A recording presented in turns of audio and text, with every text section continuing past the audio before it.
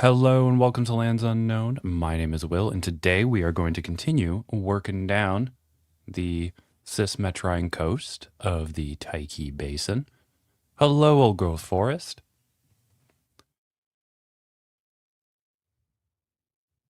Yeah, not that much in housekeeping at the moment. Just had a stream yesterday with Madeline, and we talked about dragons, talked about her dragons over at Pillar World, talked about dragons over on Dove and some ideas for domesticates and how they interact with culture and stuff like that. So that would be a good time if someone wanted to check that out. Otherwise, we're just going to crack in to the climate. Testing out a bit of a different framework so I can talk and do this at the same time. I was having some trouble with that last time. Hello, Jan.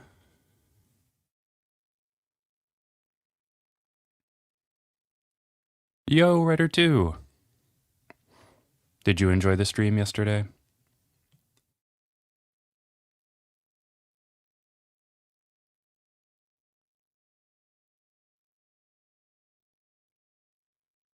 Oh, how are things today? Things are going pretty well. It is actually a little cloudy outside, which is nice. Doesn't, create because the way that this room faces, it faces the south. So if it's sunny, it heats up rather quickly. But, today it's good. Oh, you did enjoy the stream yesterday. Excellent. I'm thinking about doing some more streams like that in the future and inviting other people on to talk about their worlds and some of the things that go into it. So I'm looking, gonna branch out and start doing more of that at some point.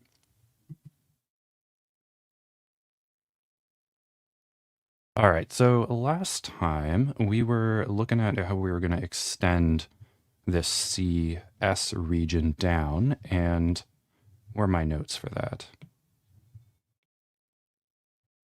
There we go. Hello, Kate. YouTube is eating comments again. Yeah, I've been having that problem. I've been on a couple streams just saying hi to folks, and yeah, it occasionally eats it. I have to reload the YouTube page in order to comment properly.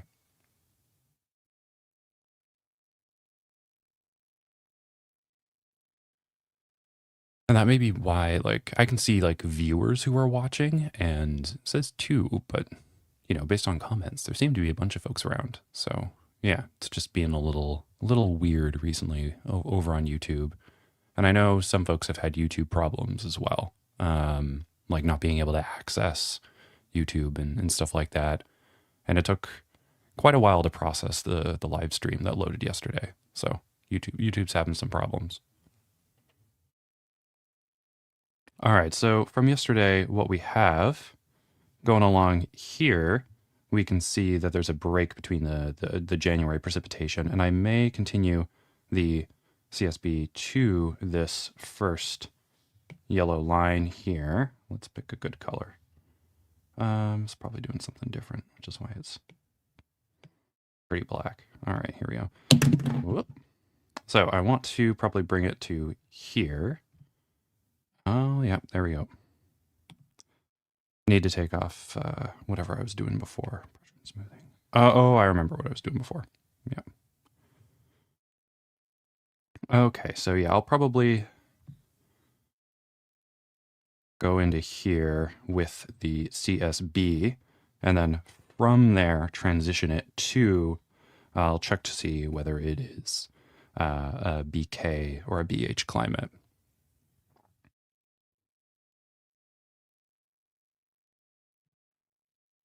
All right, so let's go down to here, CSB, wonderful, and just bring it in down the coast because I do want this more or less to be the transition.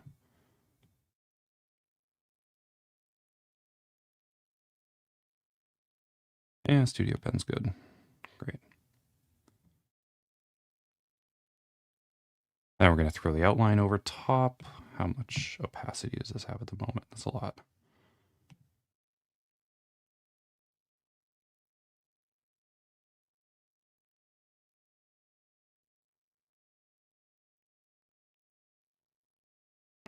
All right, and then we're just gonna move it in here to that, 1,000 meter mark.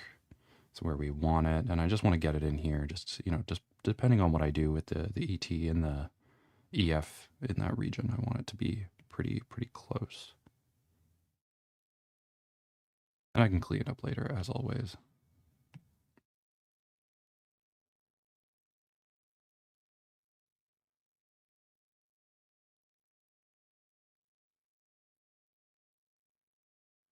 All right, and then that's going to go in on top. Great.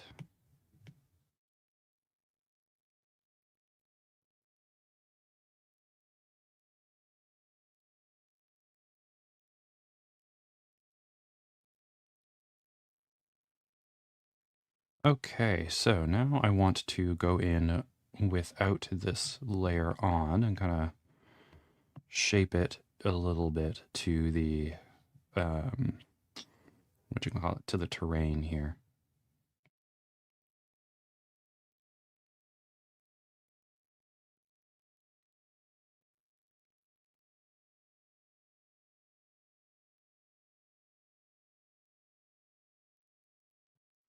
All right, now if we turn that off, there, okay, that looks fine. All right, and I think in the previous one, I extended it further south more. Where'd that go? Yeah, but I'm not going to extend it that far south. I'm going to keep it there and then start the B climate instead. So, oh, hello, Jake. How's it going?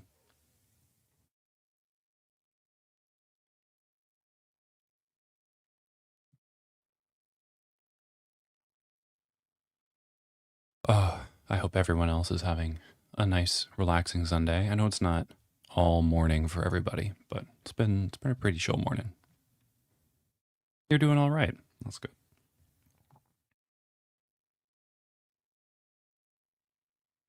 All right, so we are going to do one of the infamous climate checks.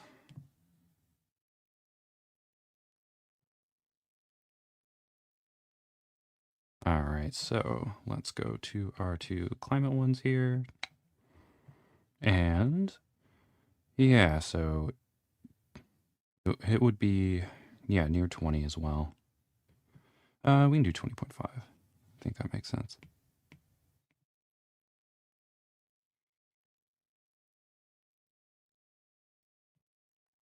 And then we check the winter. And right on the coast here, so that's between 18 degrees and up there is 12. So yes, 17.5 also sounds good.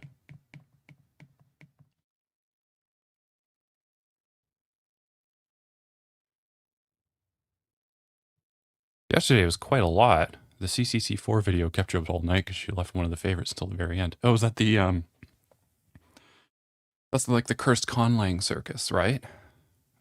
I believe.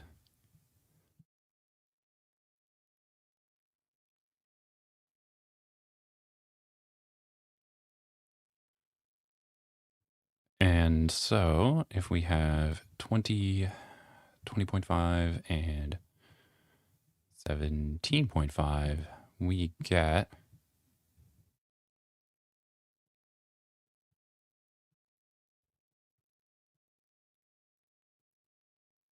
probably 19, I think is the average there. Yeah, I think that's 19. Okay. Yeah, the cursed conlang circus. I don't know. I think I'm not yeah, for myself, I think the interest is in producing stuff that's naturalistic. I think naturalistic stuff can be somewhat strange and unintuitive, but makes sense from like a diachronic perspective or what have you. But the idea of creating a language of like, you know, entirely, yeah, just unaesthetic sounds and stuff like that is a lot of you were hoping Tsazang would do well, an oralized form of a sign language as opposed to a sign form of an oral language, like signed exact English. Oh, interesting. See, that's a cool concept. I don't think that's cursed though. Like, I think I think that's quite compelling, and I'm of the opinion that when we think of the development of language, people often focus on the development of like you know oral language as opposed to sign language. Though I think there's a compelling reason to think that sign language may have been, or gestural. The incorporation of gesture in language was probably something that was going back pretty far. Oh yeah, yeah, that's a really cool concept. There are some where it's like angel language, and they've got I don't know, multiple different voices and things like that, which I mean is yeah, it's very interesting. But I think it's more like there's that art lang that was made where like it looks very I don't want to say fusional. I don't know. It's the famous art lang that everyone thinks about, and they combine a lot of the different stuff together for that. So I don't know. Yeah, yeah. I think it'd be very interesting as like a linguistics experiment. I think those are compelling. So when we're looking here, the reason why I am looking for the average or the mean, like between these two figures, is because when we're talking about B climates, and B are the arid climates, in Köppen, they're the ones where you're not interested in the distribution of precipitation throughout the months. So, for the A, C, D climates, you're interested specifically in how much precipitation is being received in different months. And Köppen actually doesn't say like how much precipitation in certain cases. In the B climate specifically, like when you want to calculate whether something is going to be an arid climate, you can look back at the footnote video where I bring up those two plots. And usually, the convention is that 70% of the precipitation happens in the summer, use one plot, 70% in the winter, use a different plot. If it doesn't fall into either of those two categories, then you don't use a different plot for even precipitation. The thing is, like, Köppen never says anything about that. That's just something that's developed afterwards, which I think is a very good addition. It is very useful. Like a variety of other things, like the shift, for example, specifically in North America, from the -3 degrees Celsius line for the separation between C and D climates to the 0 line, 0 degrees Celsius. Though there are still like, a lot of European folks who use Köppen who use the -3 line still. But yeah, so, the reason why we're trying to find this 19-degree is because in many forms of Köppen, we distinguish between the BH and the BK climates by whether or not the mean annual monthly temperature is above or below 18 degrees Celsius. And there are some other ways of doing it. For example, you could treat BK climates like D climates. So in North America, if it's has a month below 0, and in Europe, if it has a month below -3, then it becomes a K climate. I'm doing the average, just something I'm used to. Yes, ichthuil. That's the one. That's the one I'm thinking about. I think, that's, yeah. And I do think, yeah, so that's interesting. Yeah, the argument about what is cursed is quite a deep one. Like, when I think about like a cursed conlang, yeah, what is and is not cursed. I'm thinking specifically of something beyond the pale, something non-human or inhuman. Specifically, like inhuman, I think would be something cursed, something that falls well beyond human comprehension, or the ability for us to like produce or reliably speak or something like that.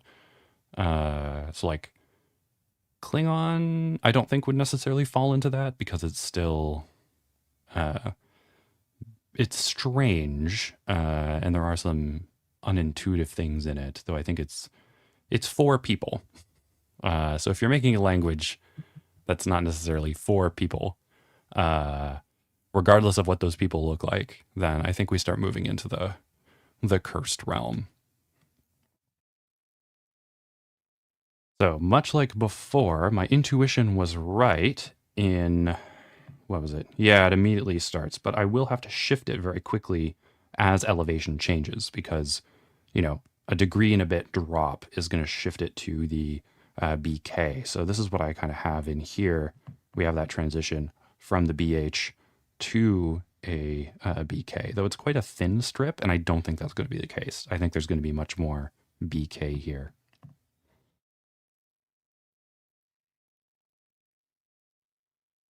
So what I'm going to do is I have to make a new layer. Gotta make new layers for the B climates.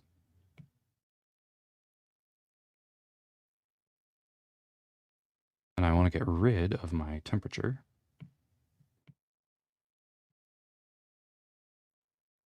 Yeah, I should throw some of that stuff into group too, just to make things easier. But I mean, we're so far by this point. I mean,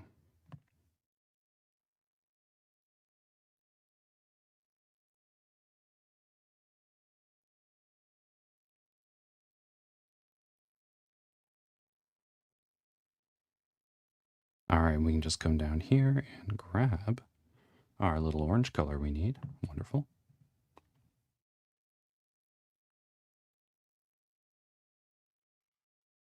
And there's also a distinction between, a cursed conlang and just a bad conlang, I suppose. Though again, what a bad conlang is, I think is up for discussion.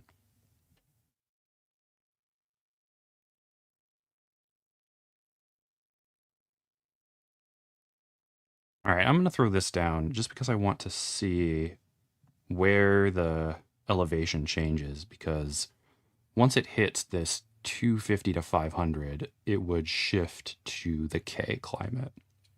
At least up here it will. I need to figure out when that transition happens that pushes it further higher in elevation.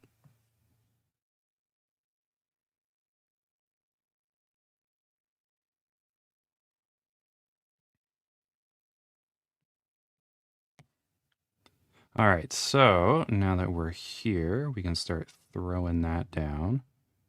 And I'll probably layer it so that the BKs are on top of the BHs.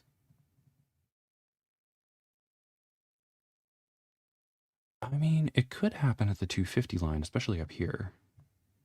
Yeah, okay, let's do that. Let's do the 250 line because the 250 line would drop it by about 1.5 degrees, and that would be sufficient enough to push it to be a BK. And I do think up here we'd have a bit of a more pronounced region of the B, yeah, of the BS, so the semi-arid. Jake says, I do think there are entries in the CCC which are well worth watching, but generally speaking, personally, only like 10% of the entries are at all compelling to me. Yeah, I mean, I have seen some of them, and I think there's a wide gamut, which, is yeah, and sometimes it helps me find conlangers who I think are interesting that I can follow their work and look more closely. Um,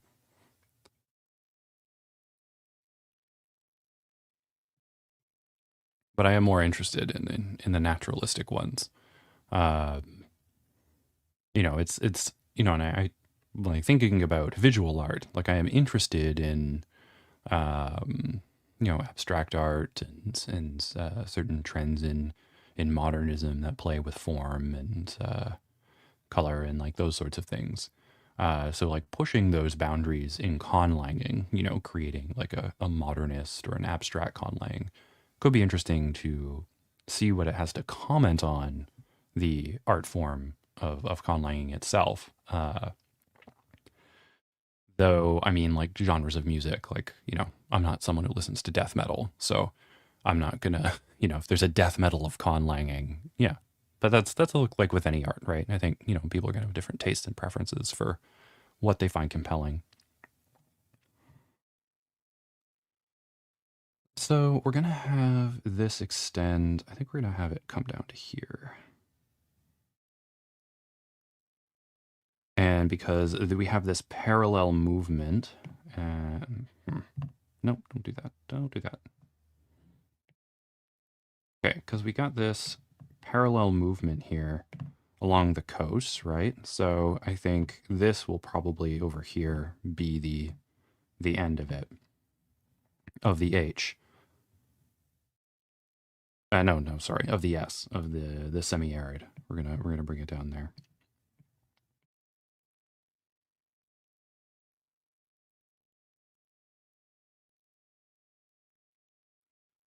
And, just because I have them on the layers, I don't mind pushing it into, um, yeah, pushing it up too much. Okay, so now let's see what that looks like now. Yeah, so let's just get it in there a little bit more.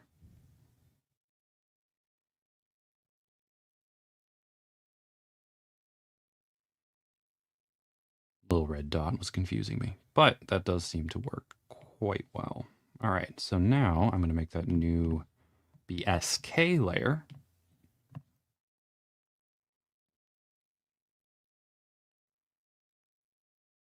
Come on. I need to turn this off. I have it turned off on my phone. Yes, I want to spell basketball.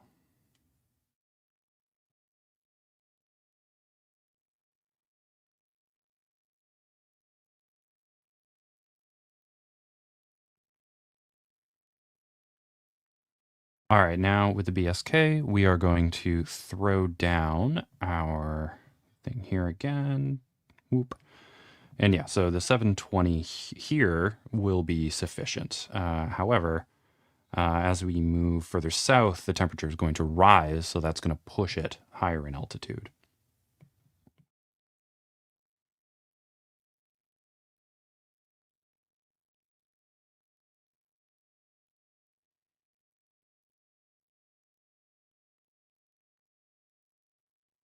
And because, the ET and the EF layers are higher, I can just kind of sketch this in just so that it, you know.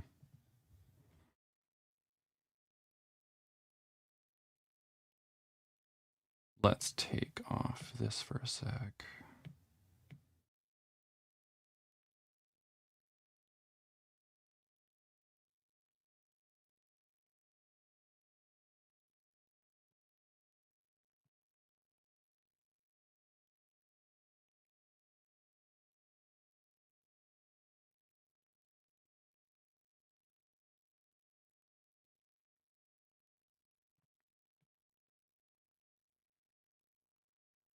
Oh yeah, okay, that looks nice. And yeah, then I'll have to bring the E, T, and EF down. I think I will creep the CSC in a little bit as well. We'll see what that looks like after I bring the ET down.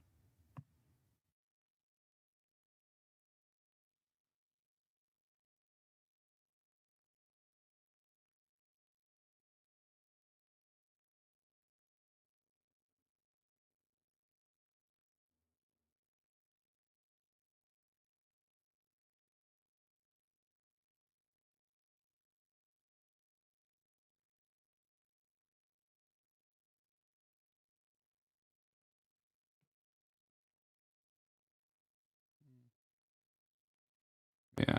Oh no, what happened there?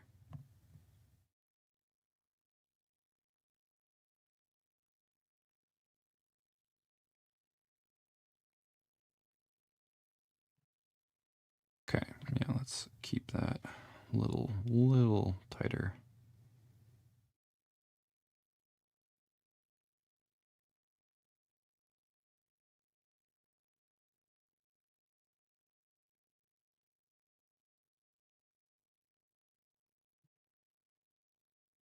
For purpose. Oh, hey, welcome back. I saw you yesterday on the Dragon stream. You're personally very interested in the Precambrian. Do you have any advice for Precambrian, like Spectio or Cambrian, like Spec Bio and Evo? Um, Offhand, I don't really have advice for the Precambrian Spec Bio or Spec Evo. For speculative geography that's Cambrian like, I mean, you're you're going to, I think, want to focus a lot more on the oceans and the surface elevation of, well, I guess the elevation of the sea floor, how deep it is, because that's going to determine, where you're going to have various types of marine flora. And marine flora, you know, tend to not be all that deep. I think oftentimes 50 meters tends to be the cutoff point because when you get too deep, the sun doesn't get lower. So you want to spend a lot more time working through the sea floor because that is going to really determine where your Precambrian ecoregions are going to be and also how creatures and how flora are going to disperse. Normally, when we're doing climate building, we focus on the sea currents, like the surface sea currents, which very useful. But we're looking primarily at ocean currents and like major circulation. If you're focusing more on marine life and you want to detail marine ecoregions, then you're also going to want to look at like subsurface currents because that can also help you determine dispersal and how things are going to be moving around.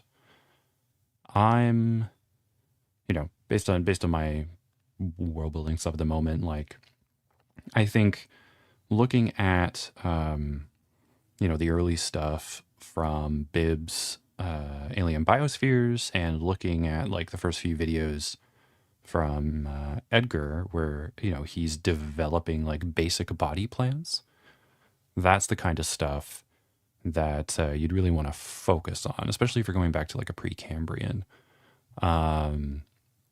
That way, you're going to be doing like this kind of explosive radiation. And yeah, so like thinking through the different niches that you have and the ways that the different critters can fit into them, I think would be what you'd be wanting to consider more heavily.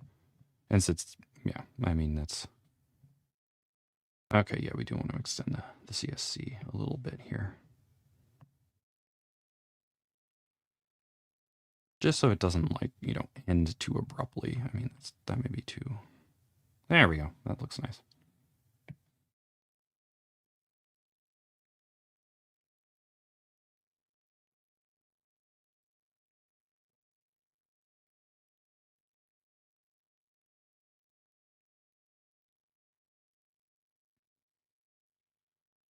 Yes, an Ediacaran life is wild. Yeah, since I'm more interested in like the, social sciences and human geography and those kinds of things, uh, the kind of life that we see in the Precambrian and the explosion and stuff is very compelling. But it is, several orders of magnitude further away from what I'm interested in than what we're working on in Dove.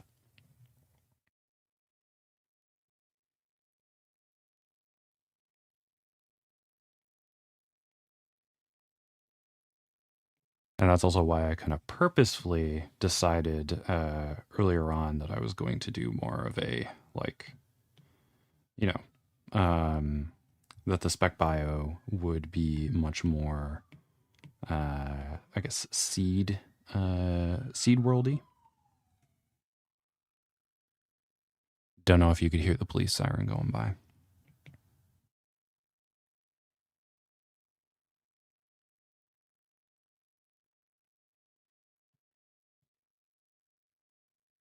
And yeah, like, having, scansary-opted like things, having monotreme critters as like a common ancestor for Erukia, being able to develop off that. Because, not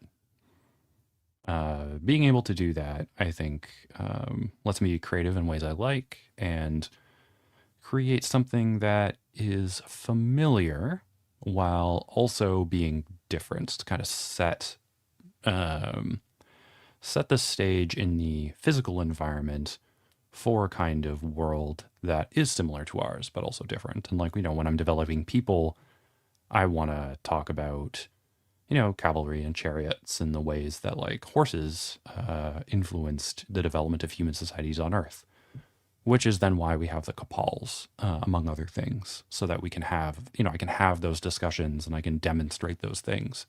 And, you know, through world building, like demonstrate certain theories of how domestication and riding and those sorts of things developed. Because that's, one of my goals is to demonstrate these things through world building. And in that way, the world building can itself be kind of theory, right? But this is going into like pedagogy and methodology kind of stuff.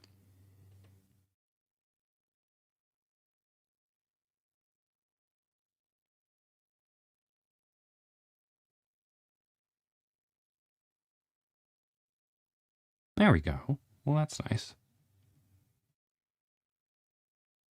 I can be convinced to push this out a little bit more.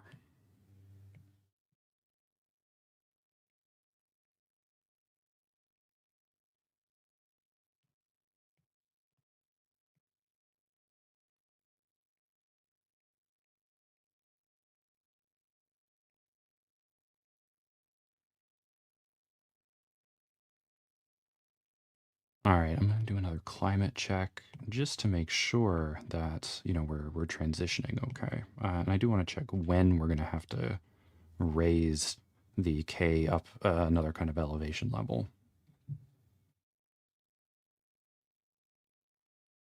Red may not be the best color. Nah, neither is pink. Let's do like a cyan thing.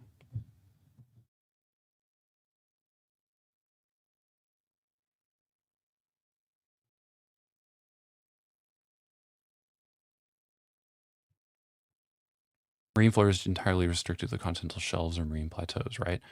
More or less, yeah. I mean, you're going to have like free floating, like algae, and stuff like that. Algae is really important. You can have, what are they called?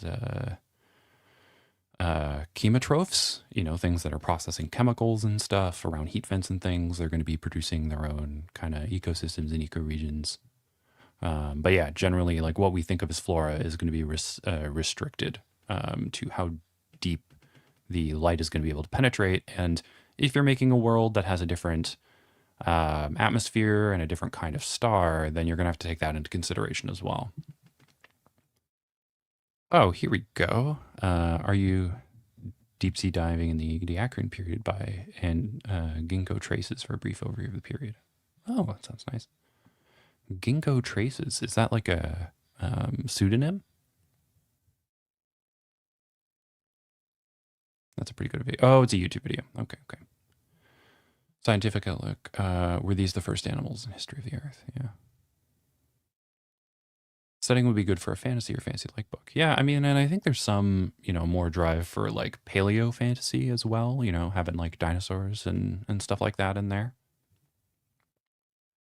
I'm gonna take a quick break. I know it's a little early, but I'll be back in like a minute or two. And check out what I've been working on in the meantime. There we go. I did threaten it earlier.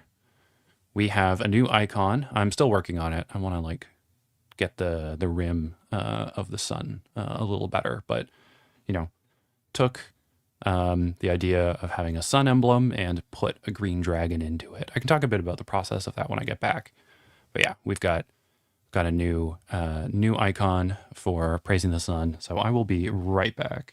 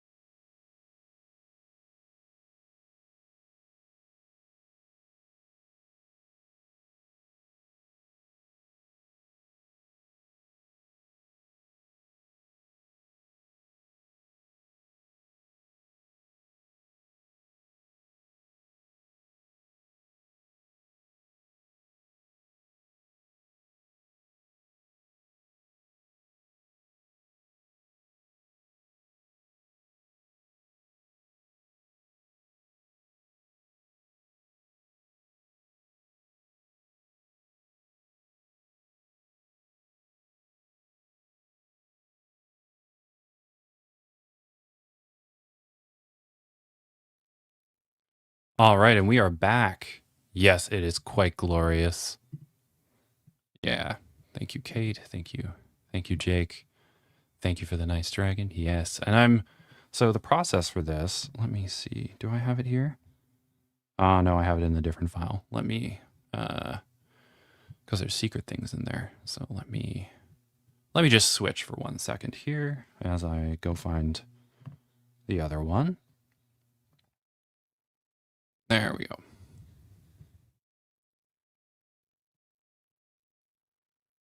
Yeah. All right. So we have a little dragon here, but I, went through a process of, let's get rid of that stuff. Yeah, a process of ideation, where I was looking at different symbols to think about different sun stuff. I think I've got my notebook over here.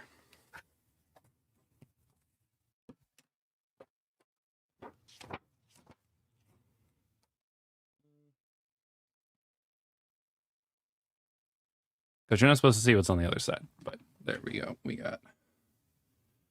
Originally, I was trying to make them kind of flow around the outside like this, but that wasn't really working for me. So I think I was trying this sort of design here. I was looking at some Scythian and like Siberio-Scythian and like Saka art for some inspiration, but I was also looking at a variety of symbols. There's some symbols from the Caucasus, from like Georgia and Armenia that I was interested in getting into there, looking at some other sun symbols that we've seen, and kind of diagramming out what we were looking at. And then from there, yeah, just kind of coming in here, doing the line art first. I think this is the base file here. Yeah, just doing the line art and then filling that in. And going in to do the background so we can see directly where some of that influence kind of comes from. I do kind of want to, I think, having a more broader border would be nice. So I'll probably go in and update that when I get around to it. But yeah. So now we are back here. Yeah, and I'm also thinking through like the different like cultural stuff and trying to create a bit of like a culture, like a visual style for the cultures and how that starts to look. I think I got another. What was I? So yesterday I was talking about people maybe worshiping the green dragons, seeing them as like a draconification of the sun, and kind of living embodiment of it. So I was also thinking about, doing a quick sketch where people draw, like people carve green dragons into the side of green dragon layers, turning these, dens or, their homes into these sites of worship. I think that'd be kind of interesting to explore. All right, let's go to, bam.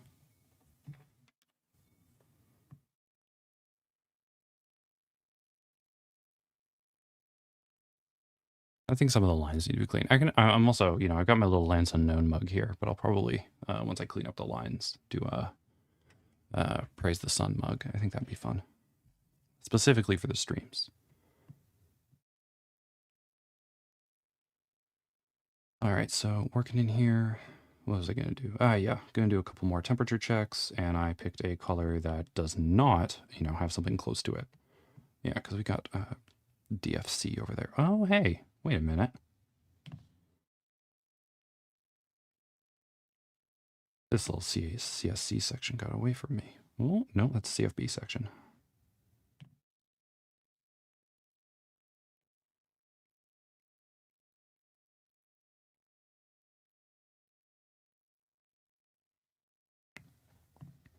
There we go.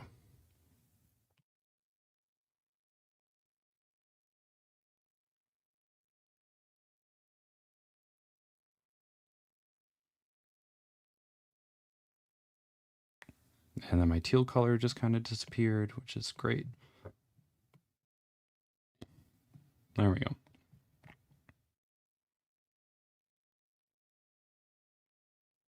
Well, let's look at the temperature map and see where things start to change.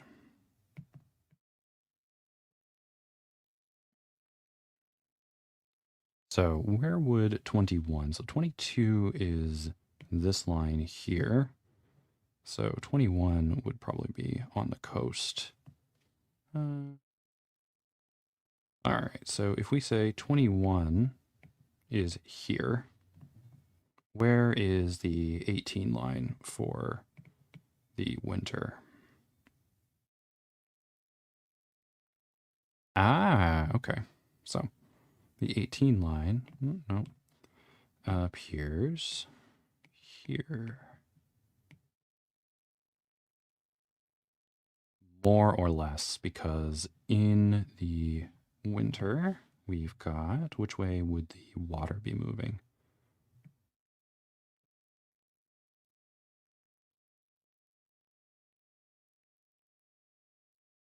Yeah, being the cold water would be being pushed south down the coast. So I'll put the 18 line beside the 21 line.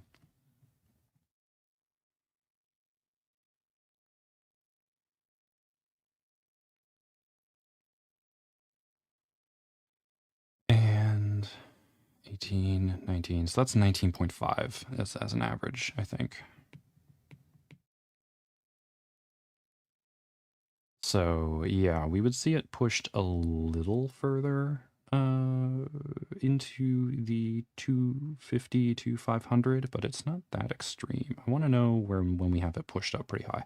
So 18 is pretty solidly beyond here. Let's just go to the map so I can make an update on that.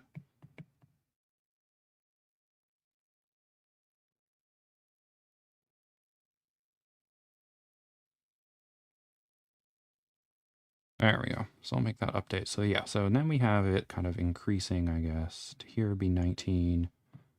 Let's look at the big map just to check.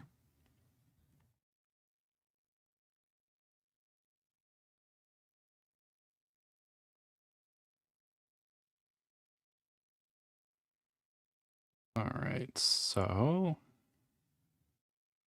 yeah, so that's probably this area that we have in here is probably going to have a well of warm water in it during the winter, and in the summer it's going to be warm too. So that's where the 24-degree isotherm is going to be in both of those cases. But yeah, it's going to be cooler in the winter. We're going to see what 18, 19, 20. Yeah, so it's going to be 19, 20 in that area in the winter.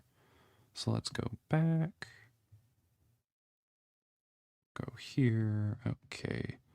Yeah, 19 and then 20. That's fine. So let's go.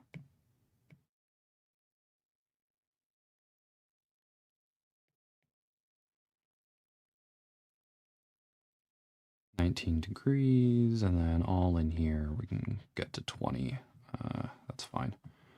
So when we're doing that, we also want to see what it's going to be like in the summer. That's yeah, and I had the 22 because this comes in the summer. It's going to be like that. Let's go check what the summer circulation is.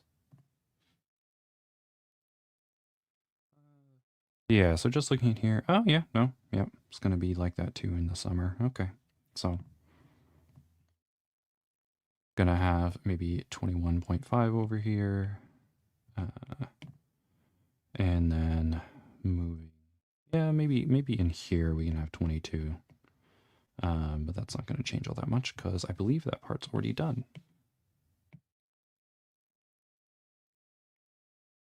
Yeah, that part's already well done. Okay, so where did that 19 line go? And the 19 line, how does that overlap with our... Yeah, so it's more or less the transition that we're interested in there. So what level would that transition? Because the average here is going to be about 20. Yeah, it's going to be about 20. So we are going to see it transition closer to the 500 line. Where did I do it for Erukia? Let's just check. All right, so looking here, let's throw on that one and let's decrease this opacity.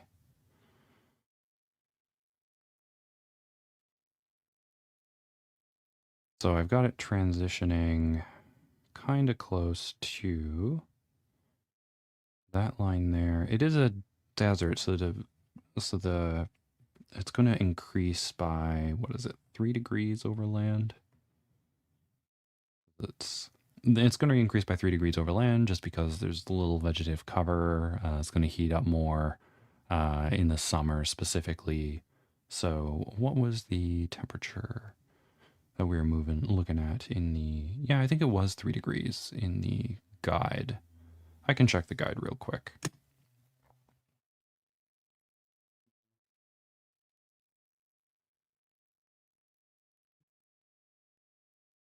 So when in doubt, I always go back to the climate mapping guide, which, you know, Edgar's linked in those things. Yeah, so the smaller ones, it is 3 degrees for the smaller deserts, just within inside them. So once we get into those, the arid region, we are going to have an average of, let's just check here real quick.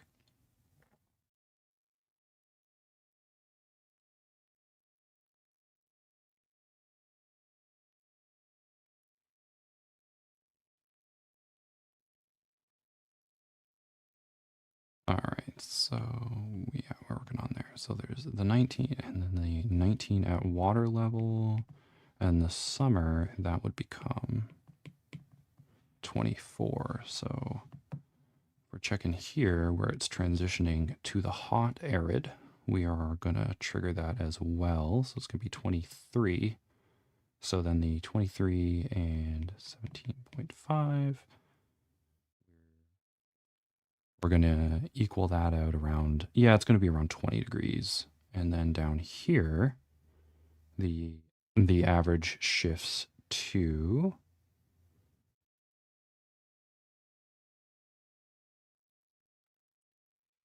21. Yeah, so around 21, 22 degrees is going to be the average. Okay.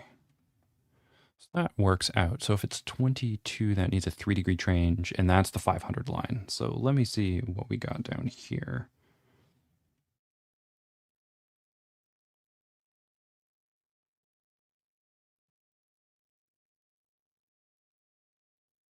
Yeah, it's pushed up a little bit in that basin. I can get that. That makes sense. It's going to be warmer in the basin. So around where we're going to be going, we want it to transition to the 500 line, which is the light green around this point. So yeah, we can slowly start to bring the K up to that 500 in this stretch. So I'll do that first.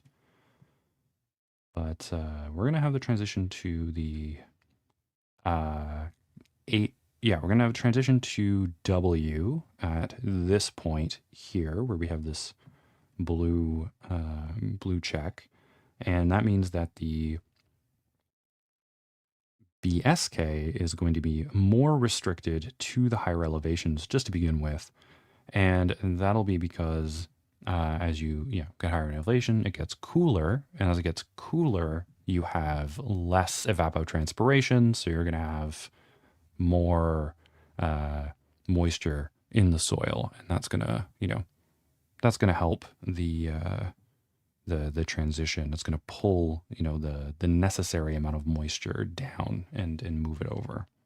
I'm thinking about the plot specifically, so you can look at the plots from the footnotes videos for reference.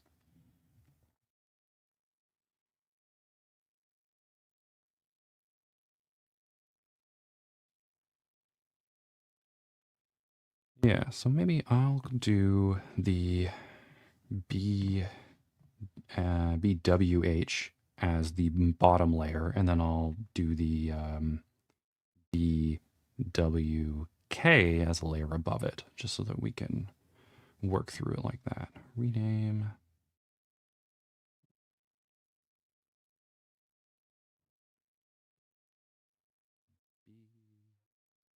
BW.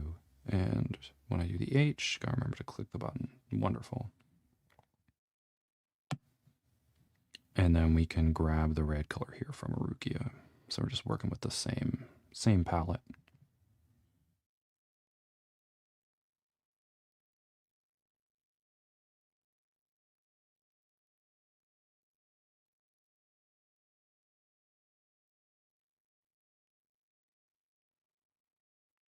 So yeah, at sea level, we're not going to see any of the B.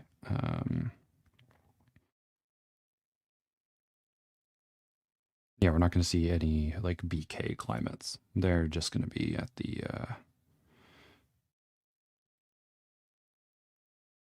Oh no, BW is on top of Erukia. That does not work. That does not work at all. All right, I'm going to drag this up higher just so that it's.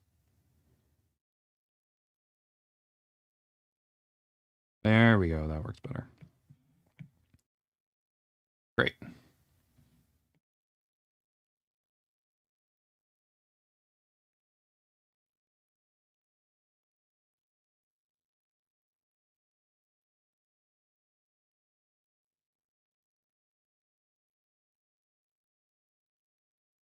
Make sure we hit everything in there, and then I want to go over with some black just to fill in some of the spots left behind in the base layer.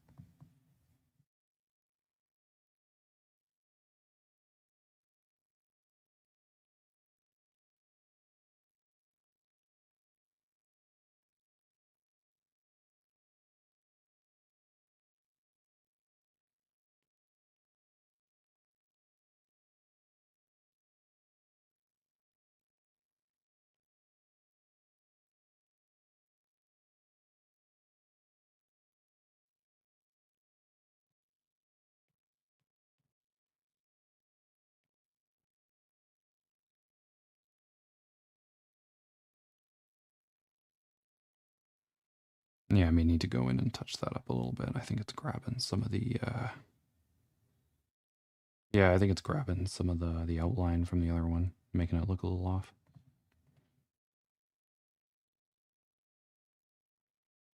All right, so now that we got that in, we can add in the WK layer.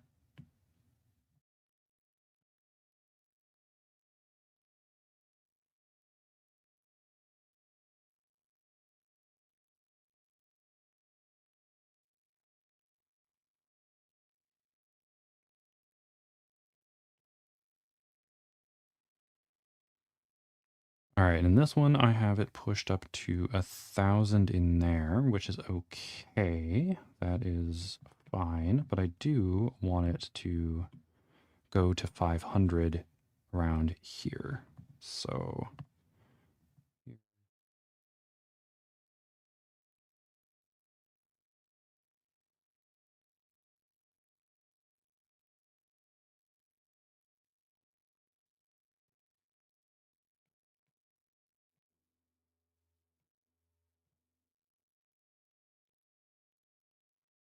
yeah, I think this is a good place to actually transition it over.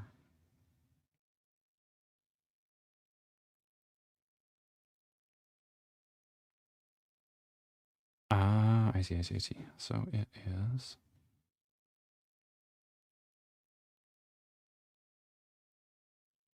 We need to go onto the Erukia layer and change that a little bit.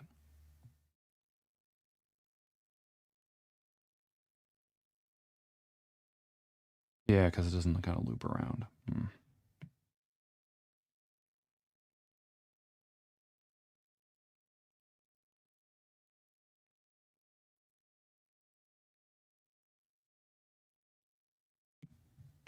There we go. Okay. Yeah, that's looking better. All right, let's just erase some of this then. What layer am I erasing from? That's not good. Okay, let's erase from here.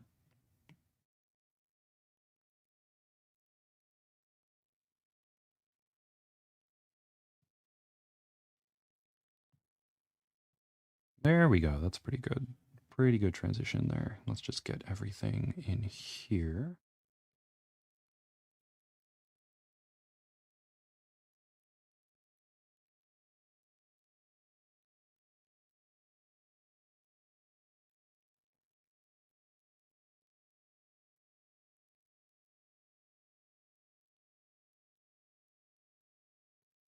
And just fill it in. Great. All right, so then when we are looking at the transitions over here, we have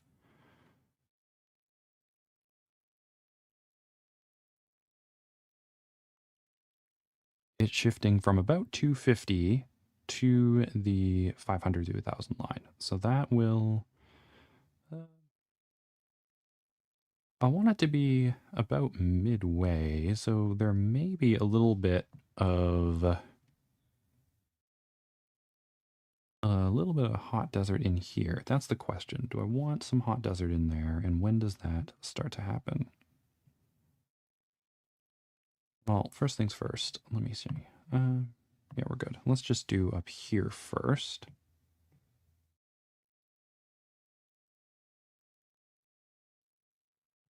One of the 4 arcs here for the basin.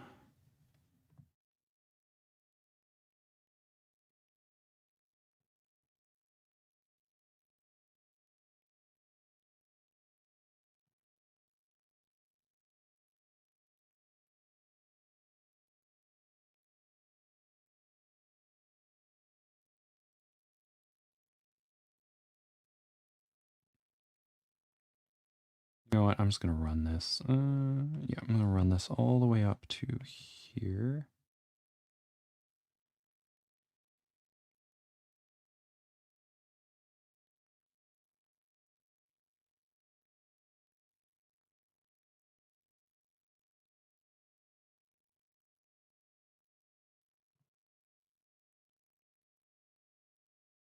There we go. That looks pretty good. All right, so let me bring that in, fill that in, nice.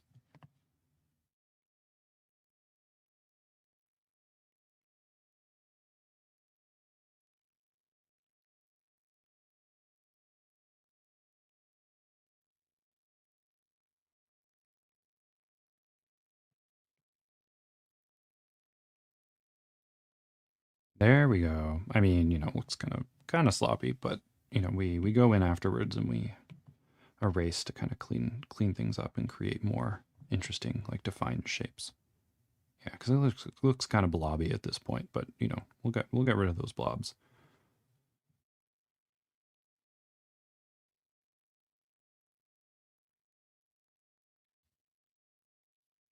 And there were some pockets. Yeah, I do want to have like a coast, have like a thin strip of BSH in some places along the coast. Yeah. See you next time, Writer 2. Thanks for dropping by.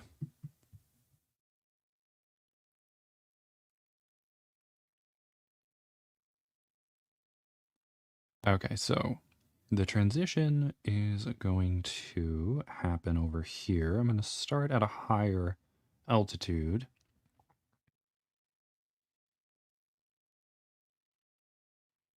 All right, so then the question is, that's why we want to do these points here. So let's go back to the climate check. And I'm going to go also look at my, whatchamacallits, the diagram just to see where we can expect to have that transition.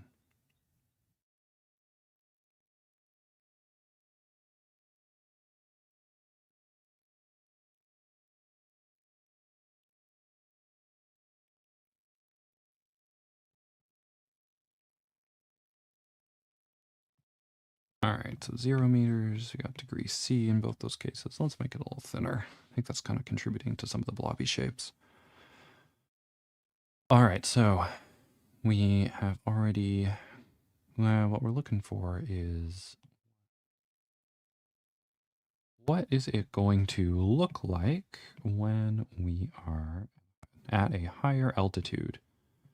So I turned that on, but I kept it up there. So we have 500 to 1,000. So let's look at 1K.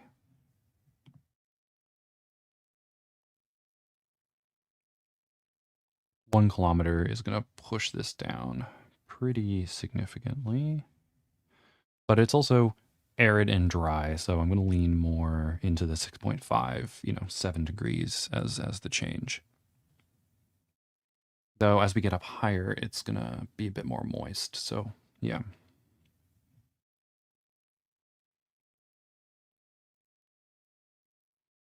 If I ever have a inkling, then I'll shift it lower. And it's going to be wetter in the winter as well, so I can decrease the temperature less in the winter.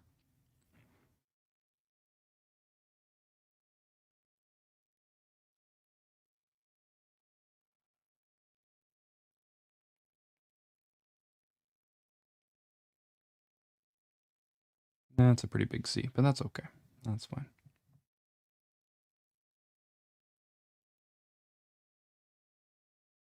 Yeah, so it's like 13.75 is the annual.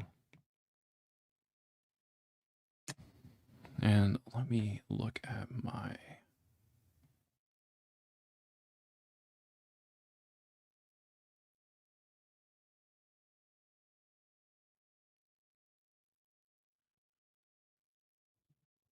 Oh, how exactly could you get a body of water that used to be an ocean trapped completely inland while still being submerged?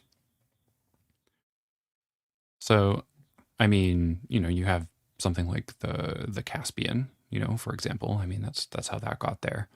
Uh, I mean, in a long enough period of time, you would eventually have sediment fill it up.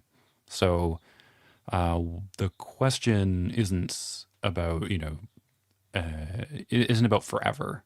So you just want a large enough piece of ocean crust trapped within continental crust where you can have a large basin. And the large basin would stay submerged. I mean, if you have it connected to the wider ocean, I mean, you can have it for a longer period of time because you'll have a avenue for the sediment to get out.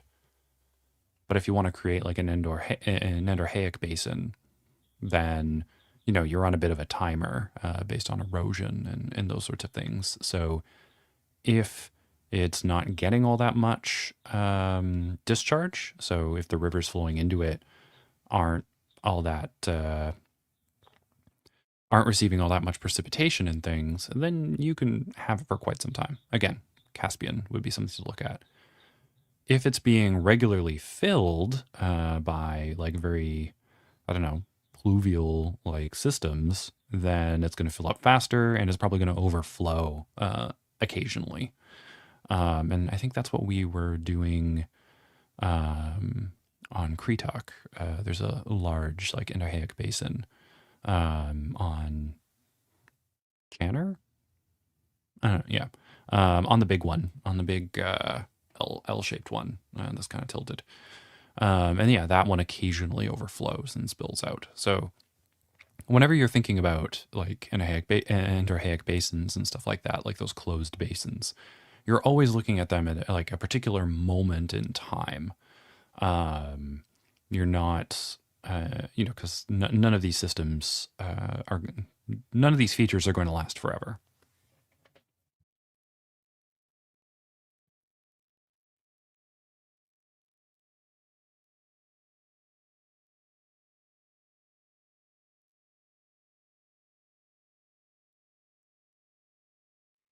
Yeah, just going to that file real quick.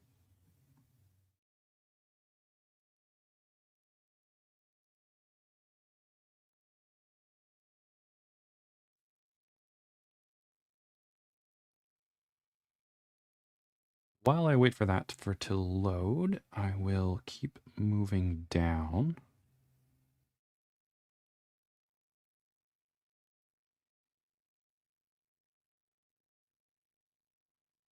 Okay, so when does it transition to ET here is also the other question.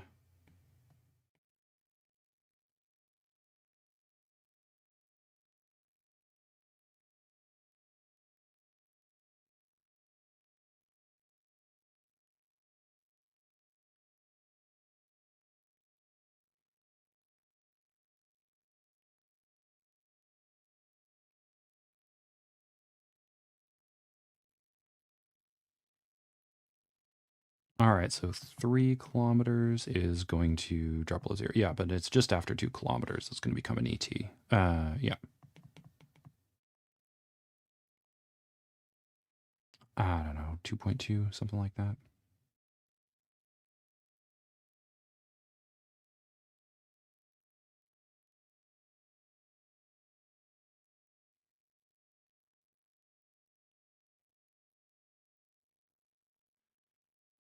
But there's a certain point where you're not going to have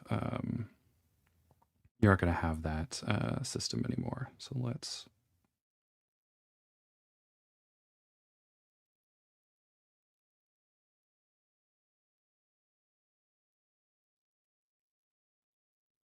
And I just want to figure out when that average is, because then the average here is going to be low as well. Yeah, I think the average here is going to be like 8 degrees.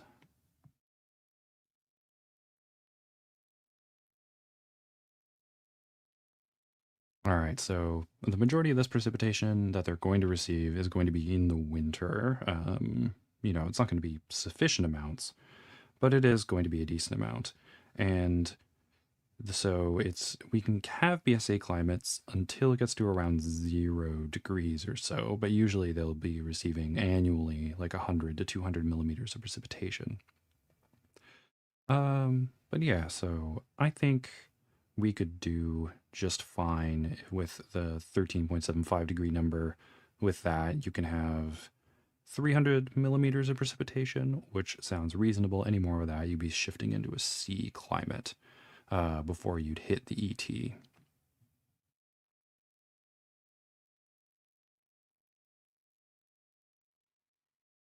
I just wanted to make sure that we weren't, you know, getting too cold for us to have the BS K at the higher altitude. I mean, I may creep the CSC a little bit more further along, but I don't think I need to do that all that much. Caspian seems like it would be useful analog. I'm hoping to take an area of pre-oxygenated iron-rich water and isolate it inland while the rest of the world gets oxygenated. Oh, okay. I'm Yeah, I'm not sure about the chemical situation of that. Um, I guess. Oh yeah, because the water's getting oxygenated from organisms, and if the organisms are separate, you can have those two different chemistries. I see. I see. When trapped ocean crust fills in with sediment, does it turn into continental crust? Or if it were to be rifted open again, access to the ocean would still be considered ocean crust and flood. Um, so, uh, plate tectonics, it would still be ocean crust. You would just have a bunch of rock on top of it. So you would have a bunch of sedimentary, what have you, rock on top of the ocean crust, or you'd have like soils and things like that on top of it. Um, but it would still be like denser crust. So when we're thinking about rifting and stuff like that, I would usually still treat it as ocean crust. I mean, it may not necessarily flood because it's filled with rock and other things, but you know, it still wants to quote unquote. It's still more likely to sink, but it's usually lifted up as well by other ocean, like by the two continental crust. By being surrounded by continental crust, there's usually uplift that happens. So it's often not as shallow. It's often more shallow than the ocean crusts of a comparable age that are not being surrounded by continental crust.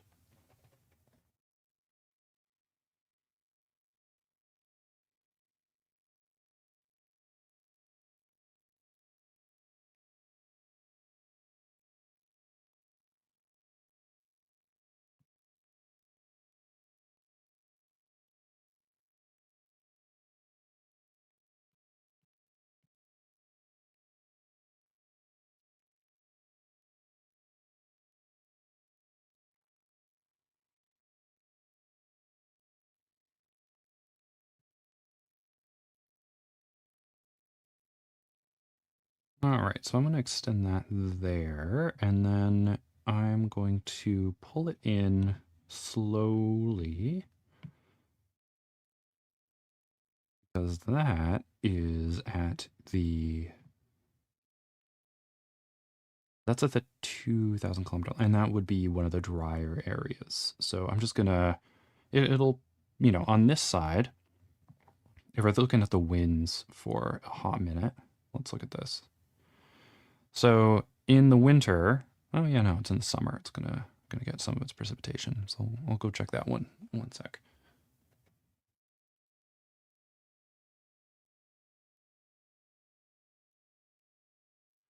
Yeah, okay. So in the summer, if it's around 13 and it receives most of its precipitation, then it can have like 500 millimeters around that level. So that's okay. Great. Wonderful.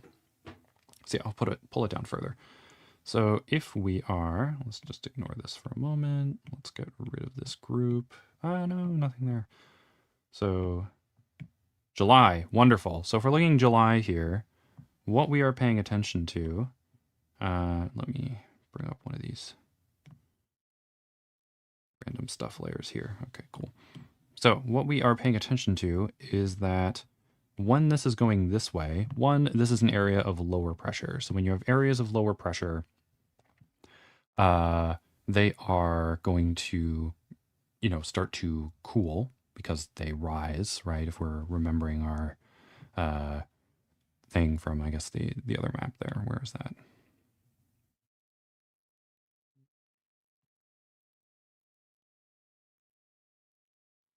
Oh, did I draw that out? I drew it out somewhere. This one? No. All right, well, I can do that here because that may make sense. So if we have this little pressure thing here, what is happening, let me use a different color that's a little different than some of these other ones. How about green? Yeah, what's one that's not used? Pink. Wonderful. So as the air is moving from here to here, this area is an area of lower pressure. And what happens is that as the air rises, we're looking a little vertically now. As the air rises, it keeps falling in pressure. Lower pressure air is cooler. Cooler air condenses the water vapor and causes precipitation because it is rising through, the troposphere, right? And as it rises up the troposphere, it's going to get cooler. It is going to precipitate. And so when the wind is coming down this side of the mountain here, it can form that kind of Lee cyclogenesis, and it's going to be pulling precipitation back. It's going to be quite hot still near here, especially the air is going to be hot over the desert, but as it gets uphill more into the mountains, it can still precipitate up there. So, people who are living here would probably see some clouds floating by going towards the mountains. They don't get the rain often. They may get storms where you have the high pressure here and the low pressure meet, but those storms would be rare during the summer, and it wouldn't be enough precipitation to shift it to a, BSH climate as opposed to BW climate that it is. And in these higher pressure areas cause the particles. What is it? Higher pressure causes it to be closer together. So you have the air is closer together. It is going to be warmer. Warmer air can hold more water vapor, so it is not going to be precipitating. And so the warm air flows up here, and then it comes down here. And it is cold up here, up in the troposphere, and as it falls, there's heating, adiabatic heating, and that is going to heat this air up. And that causes these clear skies that you see if you're under a high pressure system. So this is warm air moving out, and it is going to be, evaporating and picking stuff up, sure, but it is not going to be necessarily precipitating it. That's what happens when you start to get into these lower pressure zones. The issue, though, is that these are moving parallel. So we're not going to be getting the precipitation on this coast from these areas, which is why I kind of extended the BSH and the CSC out like I did. So in these higher elevation areas, in the summer specifically, we are going to get some precipitation, but it's going to be from the, from the moist air kind of moving back. We're also going to get fawn winds, right? So we're going to have air over here that is moist traveling up over the mountain. It is going to dump its precipitation, and then it is going to drop. As it drops, it is going to increase in pressure and is going to become warmer. So we're going to have fawn winds as well. So it's going to be an interesting system where there are fawn winds coming down the mountains, warming this area up, and we're going to have, wind being pulled back to kind of create a cycle along the coast where we can have some more precipitation happening further up.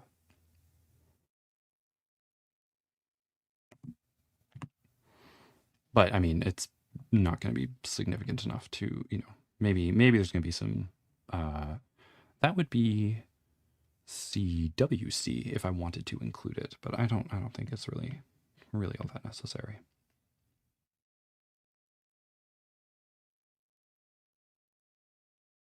Okay.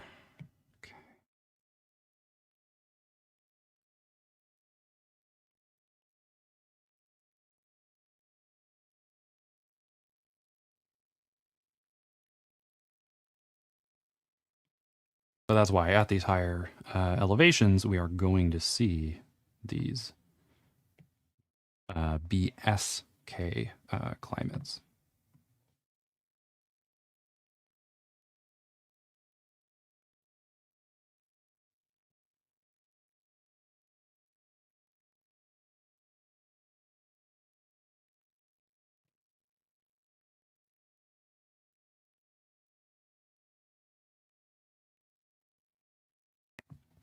And we're going to have that transition.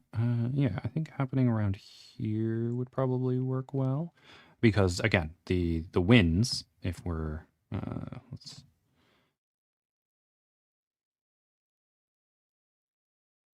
we're looking at these winds again here, we've got... This is where they start to curl inwards. So we're not getting those lee winds coming off. We're instead getting parallel winds. I wasn't drawing that, so it may be difficult to... All right, so the winds would... What is going on here? Here, so I selected layer. Here we go. So it's going to be curling in here. So these winds would become parallel again. So we're not going to get that kind of lee precipitation on this side. So maybe if we're thinking about that, where would that happen along here? Just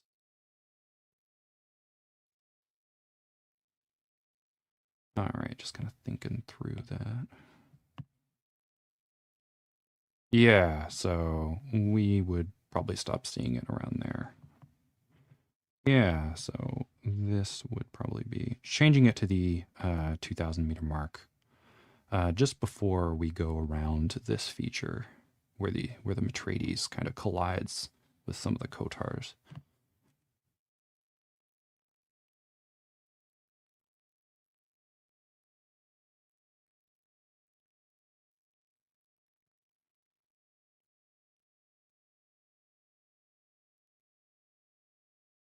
And there we go. Yep, that's what I wanted.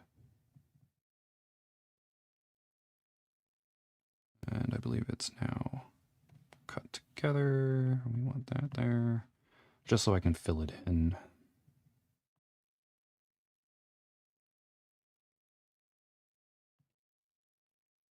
Redo the paint stroke. All right.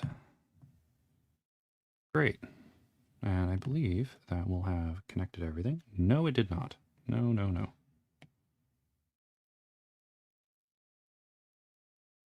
more or less. We'll see if that worked. Nope, did not work at all. All right, let's go back and get rid of this guy. All right, so where are we not connecting? That's connected. That's connected. Here we go. Here we go. Okay. Great.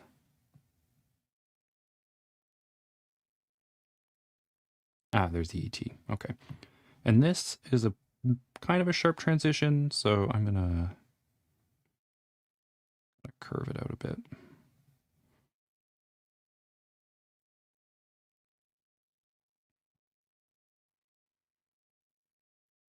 There we go. That's looking better here. All right, and then it is going to extend off of here.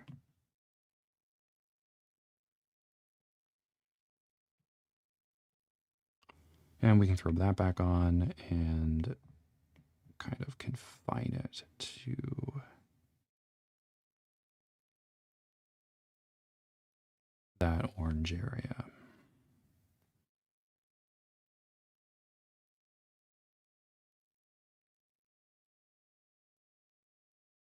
Great, and that's more or less filled in. I can go clean that up right now. That means there's going to be some ET on top of this, so.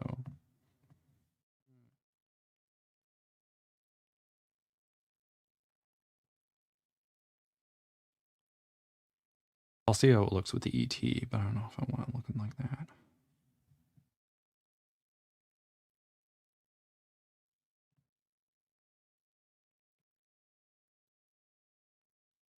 All right, and we did our little calculation earlier with one of our other layers up here. There we go. So we have the transition to, 2.2 kilometers is where the ET starts, and 1 kilometer is where it is. 1 kilometer is where we have that up there. So let's look at the 2 kilometer mark, which is going to be the orange layer here. Yeah, so, well, that seems more or less reasonable. And we want to continue that. At a certain point, it switches down here. It becomes a very thin layer around 3,000, and I do want to see where that transition happens.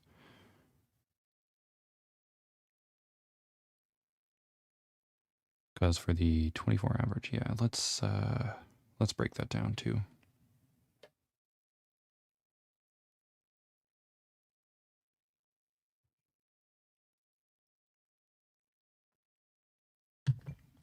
And my nice, cloudy winter morning here has transformed into a nice sunny day. So praise the sun, but it's getting a little toasty. That's all right. I'm more worried about the computer and the fan and stuff.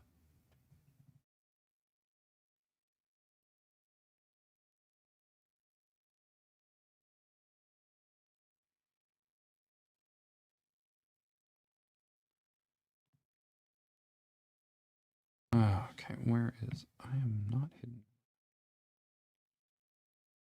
Okay, so let's just erase that for a sec.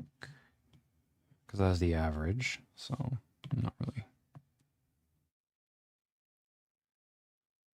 Okay. That's going to be at 0 meters, and then at 1 kilometer, that is going to be, what, 15? It's going to be 15 and 13, and then at 2 kilometers, it's going to be 9.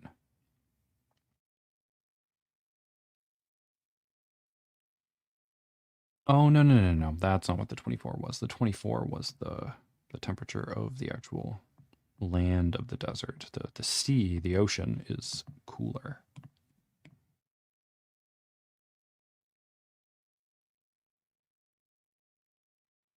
Yeah, 18 at 1 kilometer, so that's why it transitions to the BK. 2 kilometers is still going to be around 12, while the summer is wetter, so, but it has have those fawn winds. I mean, it's an average, right?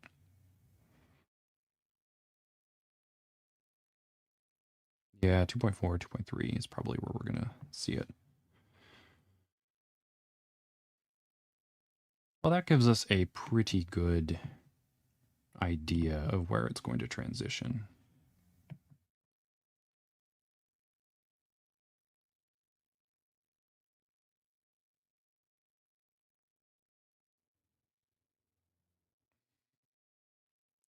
Because if it's around here, it's around the halfway point in this orange area. It's going to get to the red area again. I'll probably do that around here.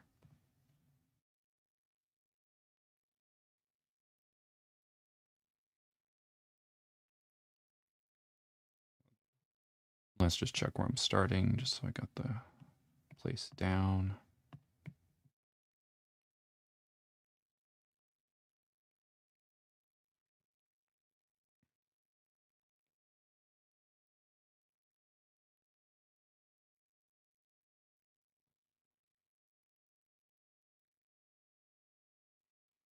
All right, so over here, it's going to be there. Over here, it's going to be halfway.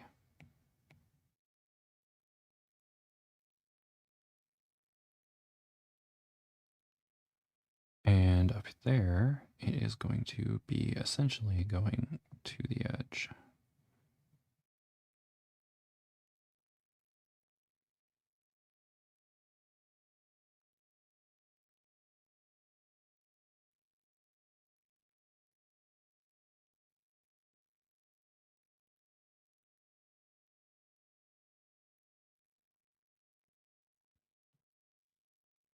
And they've met in the middle.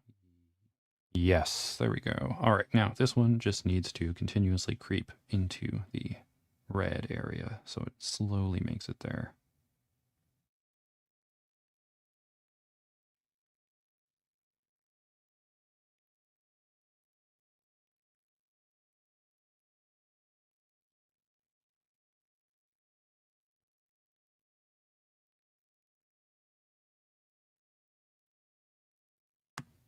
Okay, so now we are reaching where I want it to just become.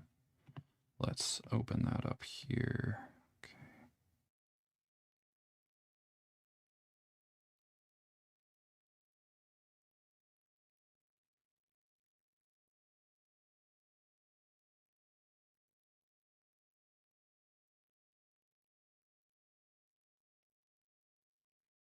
All right, and where's the Erukia bit kind of cut off here? Ah, I see, I see.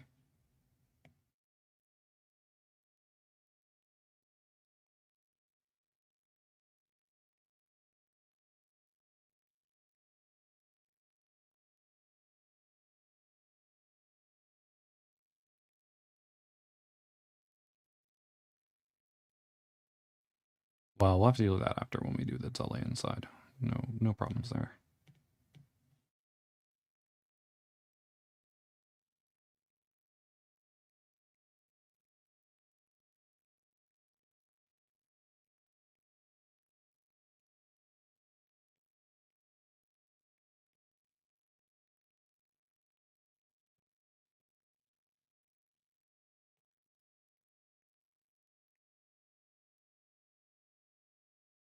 Yeah, that could work.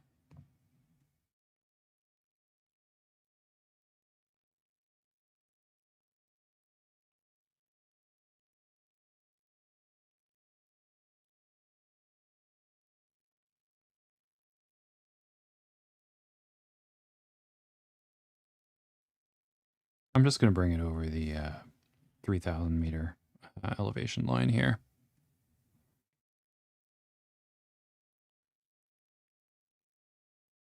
Just so I can link it up. I mean, I'm going to have to do the Laaneo side. Yeah.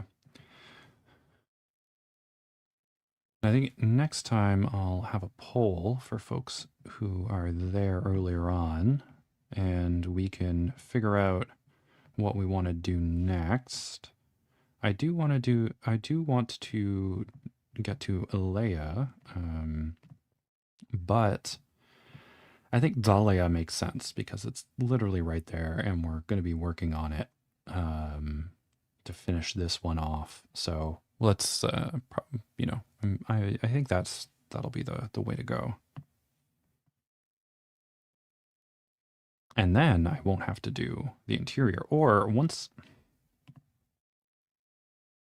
That's a good question. Like, if I wanted to do Zalea and doing the eastern side of the Zalean Cordillera here, I think it makes sense to start from the coast and work in. So, I mean, I'll probably want to clean up this next time. And then we can, I don't know, we'll do something else for the rest of the stream. But then we'll, maybe we can just do Zalea next. And then I can fill in this side from doing Zalea.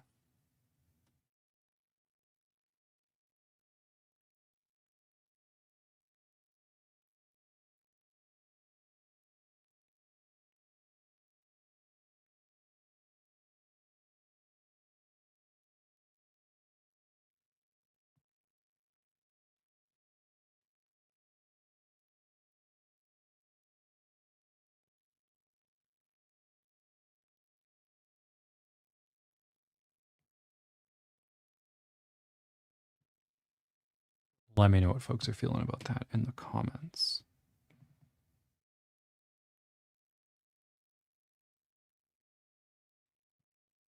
And Zalea would be interesting too, because we can talk about like monsoons and stuff like that.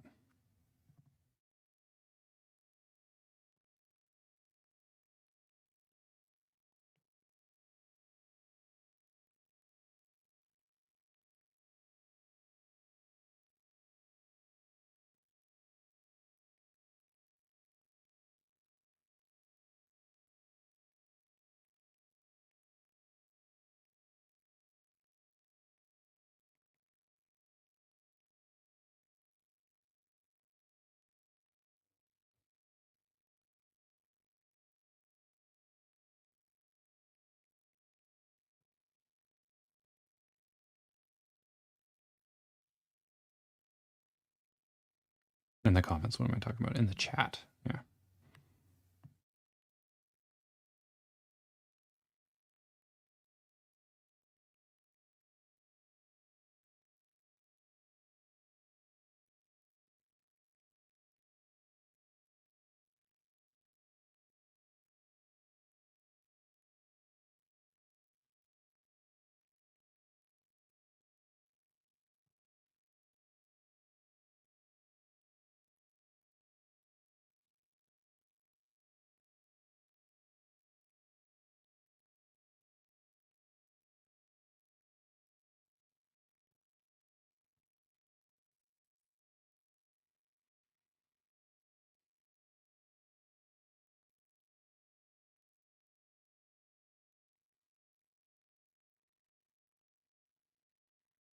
Okay, so what are we looking at here? Yeah, now we just have to get to the EF and figure out when that's going to be happening at our different points.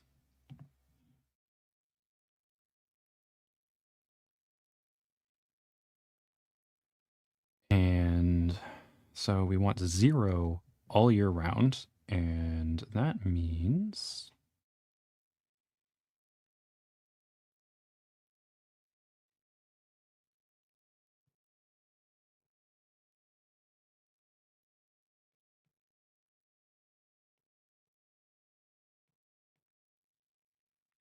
Okay, so that's at 2 kilometers. And 12. 2.2. Yeah, so that's fine. And then we want it to get to 0, ideally. And 0 would be around 4, but the air is dry. So we could make it a little less than 4. We can make it, I don't know, 3.5 or so. And I believe the transition is... Again, always go back to your keys. Boop. Yeah, 3 to 4. Cool.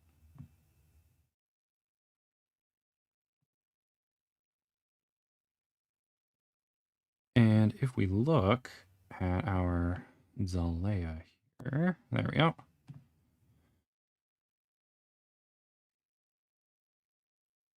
Yeah, we're gonna have a very thin amount in here moving along. We're gonna have a very thin amount of glaciation.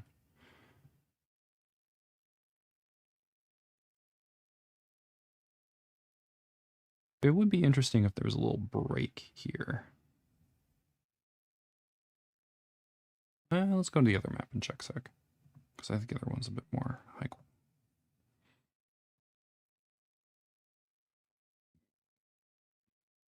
Yeah, I get the very thin. I don't think there'd be one. I don't think there'd be glaciation in there. I do want glaciation to kind of flow throughout it, but we'll see. And it could create an interesting way for people at some point to get from the Tyche Basin to Zalea, right? Like they find that there's one stretch that's kind of not glaciated, even though it goes up like 3 kilometers, that they can kind of move over during times of the year. Primarily, you want maybe the spring and autumn. Oh, there we go. Sounds like a good plan. All right. So yeah, maybe we'll move on to do that. I'm going to take a quick break. So let's get back to get some more coffee and go to the washroom briefly. So I will be back.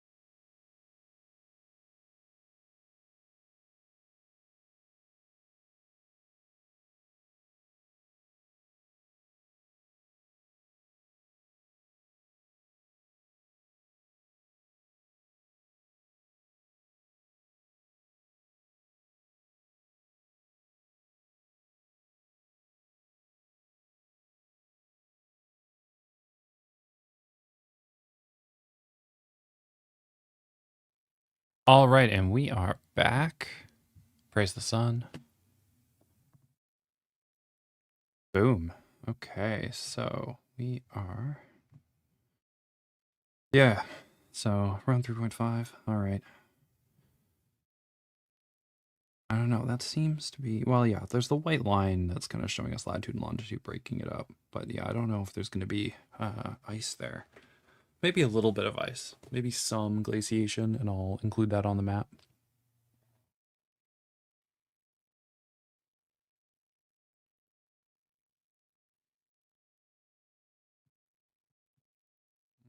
Okay, so we are going to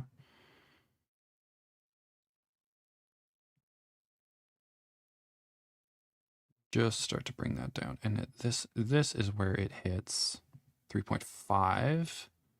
Up here, it's going to be a little different, I think. And yeah, it's going to be a little sooner than that. Because we have, yeah, it's just like a degree. So it's going to be just kind of getting in there. And it's going to be more extensive on the eastern slope just because, that's not where the, desert is.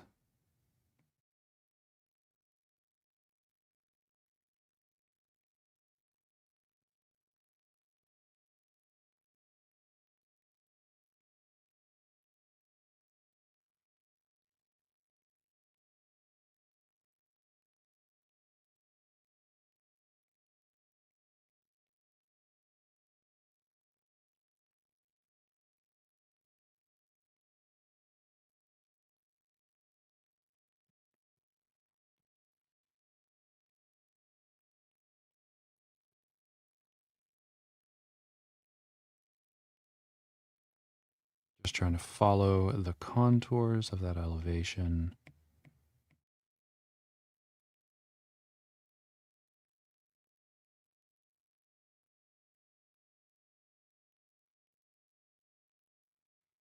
But yeah, I can't break it up because one of the main things I wanted was these expansive north-south ice sheets. I mean, the one going through the Urzategis is more expansive than this one, but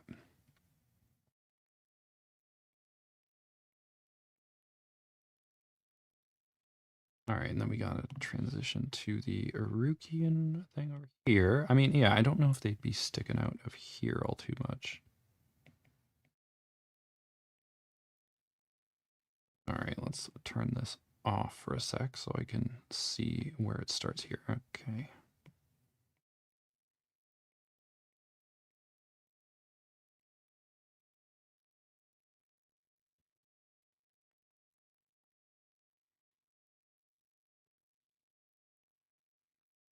All right, let's turn that outline back on. Okay.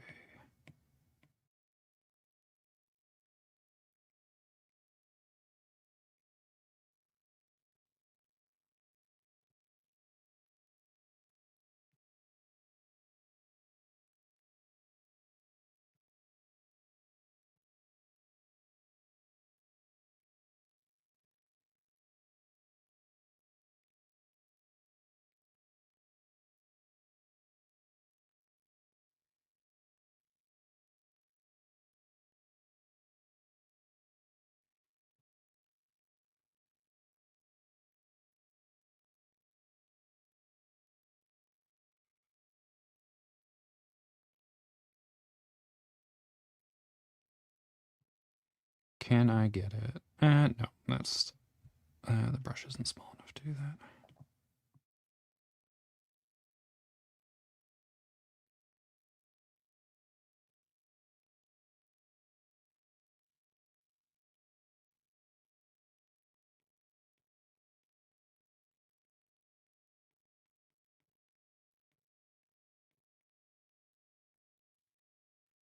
I do want at least 1 pixel.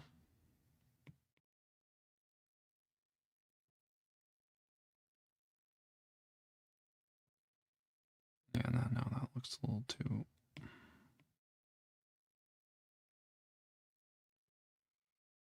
Okay, let's see what that looks like from without this on under it.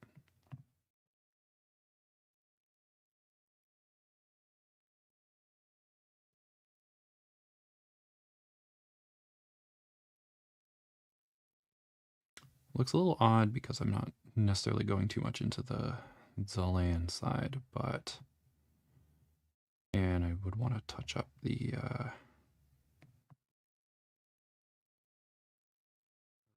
Erukian stuff. I mean, I can just go over.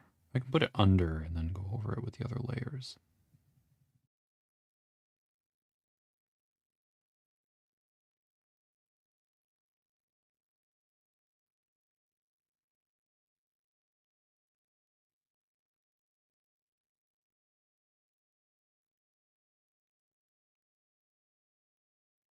Yeah, no, don't want to get too far away from Erukia doing that. Well, that is in the Erukian thing, though. Hmm.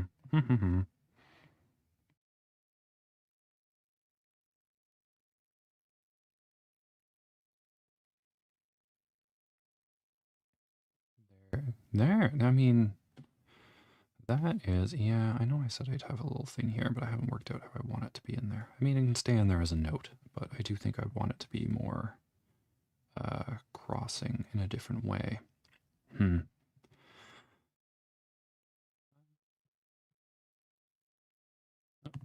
Let's just cover that up for a moment. So that looks kind of like an interjection.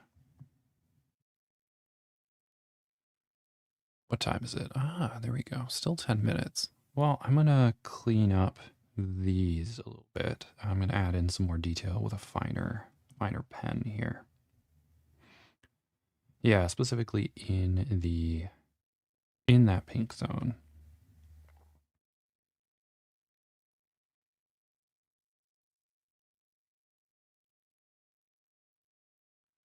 And what I can do for the next week is I can get the yeah, I'll jump into G projector and stuff, and I can get the base map, not like the black base map, but like get the projection ready, and I can then contort parts of this, parts of Erukia and parts of the Tyche Basin map to fit into that, and then when I'm ready, then I can just start painting in, and I'm going to start the coast. It'll probably start in the maybe the do I want to start in the tropics?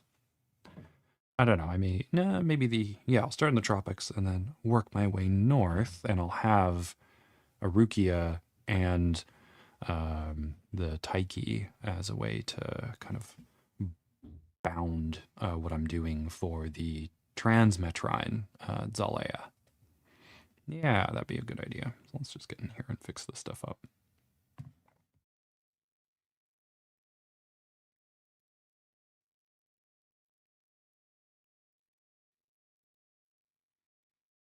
Then I'll have to renumber them. Because this is, what, took eight times to finish the Tyche? Oh, and Zalea will be good too, because we've got those islands coming off it as well. Do I want to include that island in the north? That's a good question. Because I don't necessarily want these regions to be too big, and I can also do some other stuff later. So, have something that's a little closer.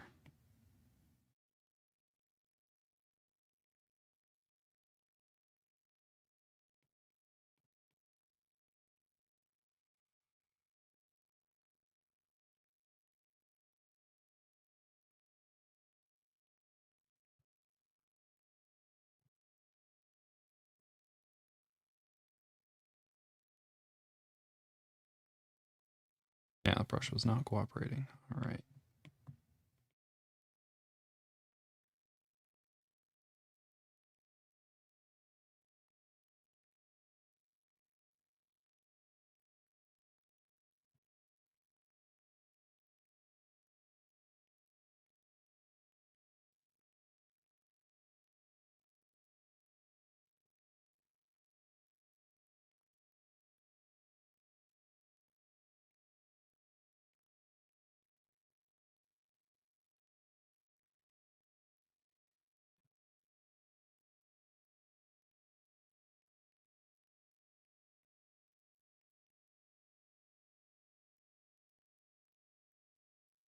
Yeah, just adding some irregularity to the shapes.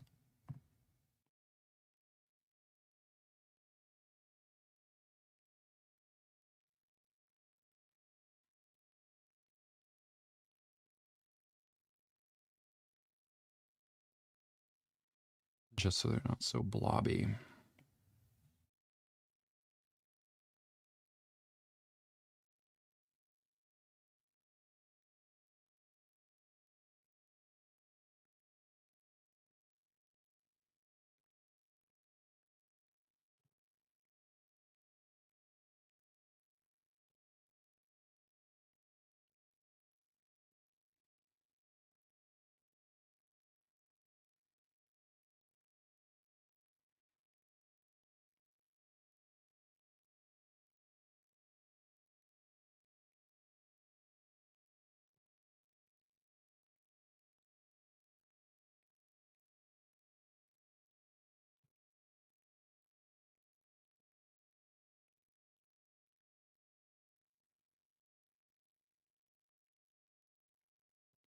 All right, let's see how that's looking. Oh yeah, that's so much better. So much better.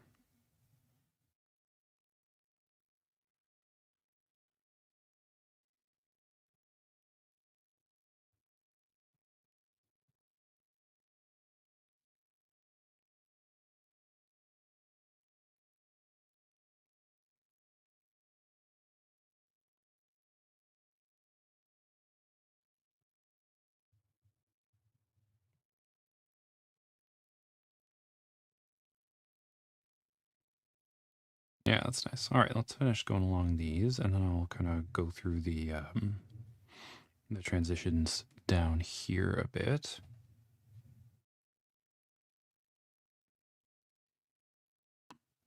Okay, and yeah, and I think at some point, I don't know how much interest it is. I would like to develop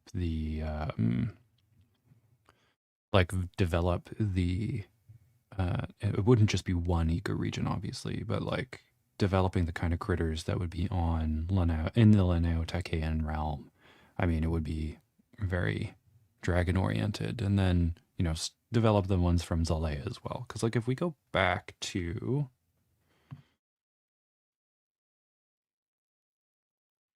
so if we're going back to the Dovian history, right? Here we go. At one point in time, uh, Erukia and Zalea were connected in this continent, right? And that's like 400 million years ago. And they split um, before 250 million years ago. And then this is when this collision happens. So I guess the Dovian equivalent of dinosaurs would kind of be existing on Proto-Bessera. And Zalea would see that, right? Because, you do have this connection. I mean, you probably have some distinct regions here just because of how the deserts and the orogenies are working out. But, they could certainly, you know, get in there. Like, that's not insurmountable. And, you don't have ice on top of these mountains, really. So, getting through some of these areas would be easy enough to do.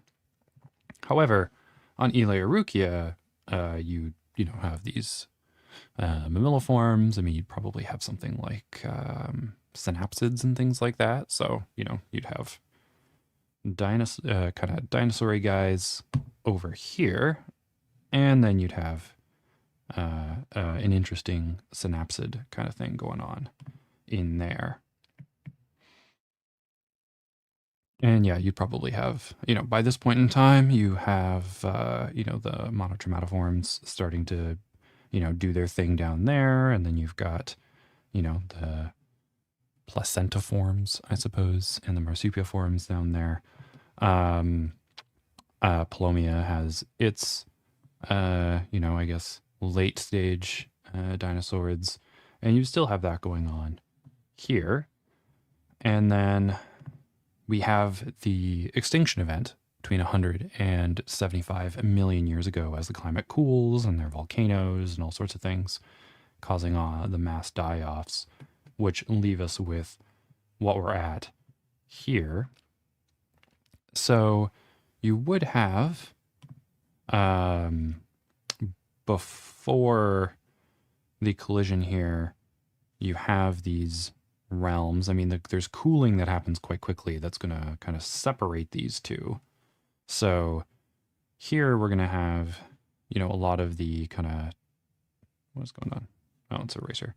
Here we're going to have a lot of the like terrestrial dragons and stuff like that, and a lot of stuff going on. I think Kate was asking about dragons that don't produce toxins. They're not toxinogenous. And that's going to be where a lot of them are in in the Laaneo-Tychean realm. And Zalea is going to have, I'm not sure what its terrestrial fauna are going to look like yet. I mean, they're going to be somewhat related, but we can go in a different direction because like the aerial ones are going to be coming from here. Primarily, though, they're going to be coming through this route, right? So it's going to be the Erukian dragons that are going to be, becoming more popular on Zalea. Yeah, I didn't really include much of the glaciation here. I'd have to come through because it is already quite cold. And then, Alea is going to have its own thing going on. But at some point, I would like to develop that. And I think that may be interesting to do for a stream. So, it'd be a bit of a change of pace from the, it'd be a bit of a change of pace from doing the climate stuff. But it could break up the climate stuff as well. So, like after doing Zalea, trying to work through developing the different clades and things. And, by that point in time, we'll probably have most of the probably 2B and 2C, or I'll be working on 2C. But, give add some more like spec bio stuff to the live streams and break up some of the climate things. But maybe we'll get to that after we do Alea, because I do want Alea done before we move on to chapter 3, which is going to be the Devians arriving, and kind of knowing what Alea looks like around that point in time would be useful. What the climates look like, obviously. Okay, so let's get in here. And how much time? Yeah, we can go for another. Yeah, just as just cleaning this stuff up here.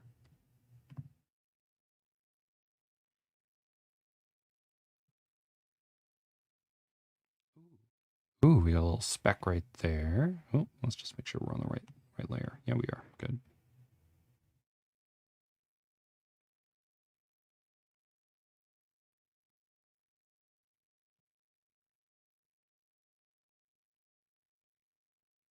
Okay, yeah, just got to remember not to be on the eraser.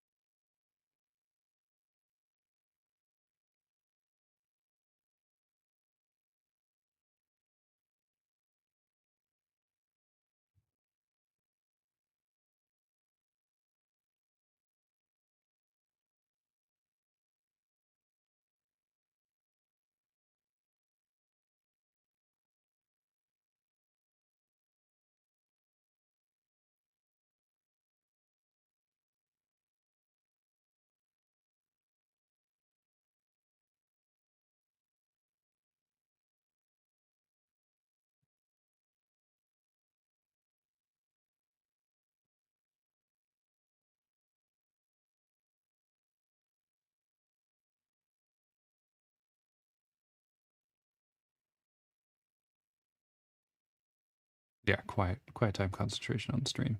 Probably not the most interesting content to listen to, but I think a lot of folks do like work alongs and stuff, so it's not necessarily unwelcome.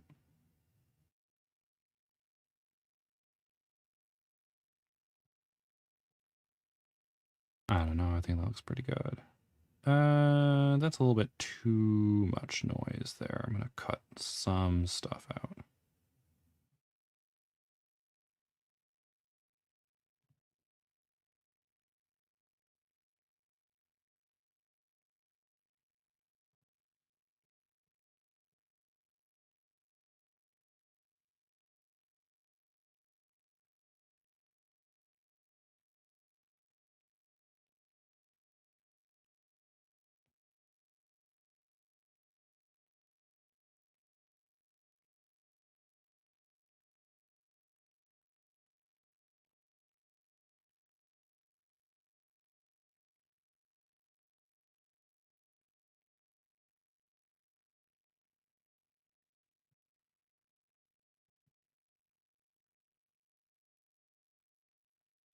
Yeah, that looks good though, especially because it's cooler up there, so it's going to be more extensive.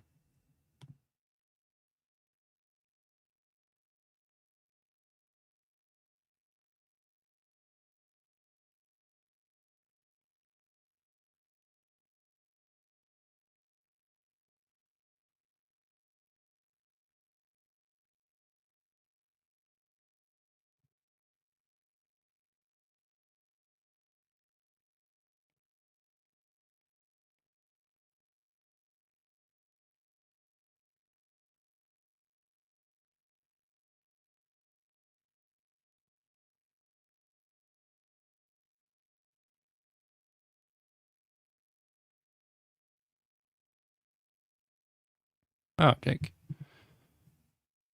Part of your Sunday evening relaxation. Lovely. So yes, and I hope they are relaxing streams.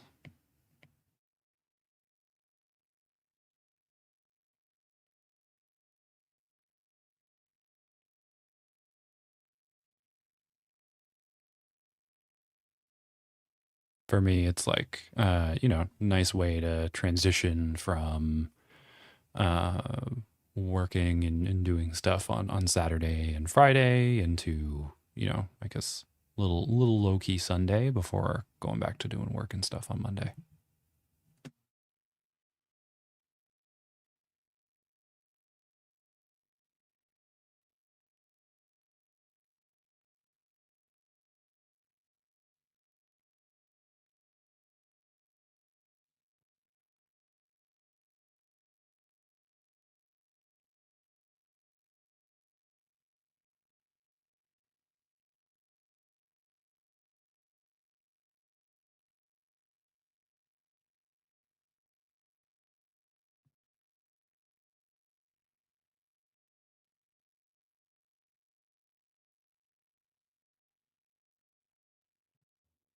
All right, let's have another look at that now that we've kind of gone up and down a little.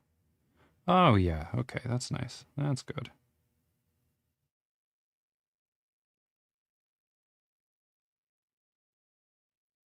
Yeah, I still want there to be more of a gradual transition over here. I think it needs to dig in, perhaps.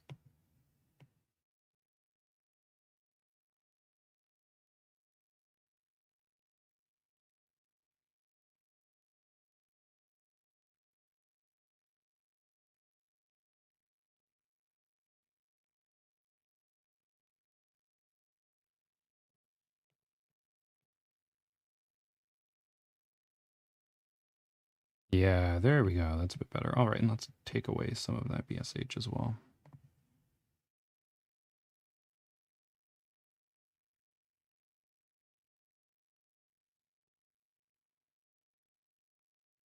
Yeah, there we go. That's looking pretty good.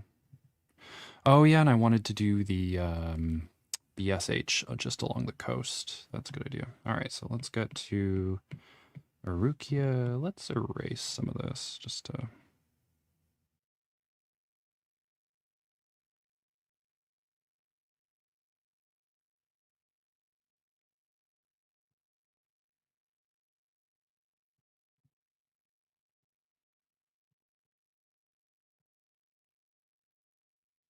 All right, we can jump in there and get our BSH back in. WH, sorry. And then we are going to switch to our BSH and get some stuff along the coasts. Oh, same. Thanks, Jan. Jan? I think, there's probably my Canadian English way of saying it that's a little raised. I do often have the impulse of pronouncing it with something that's further back.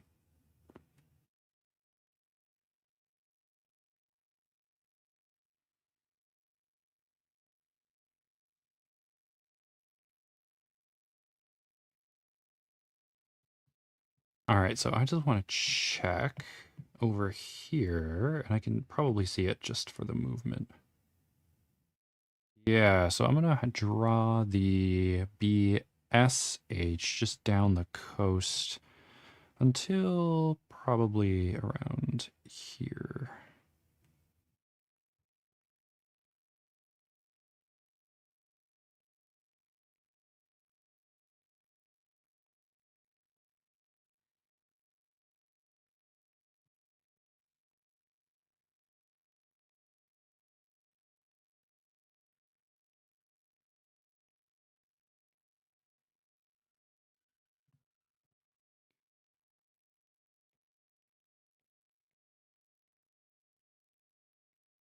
And that's just, you can get like some onshore winds, you can get sea breeze, you can get some of that stuff working off it.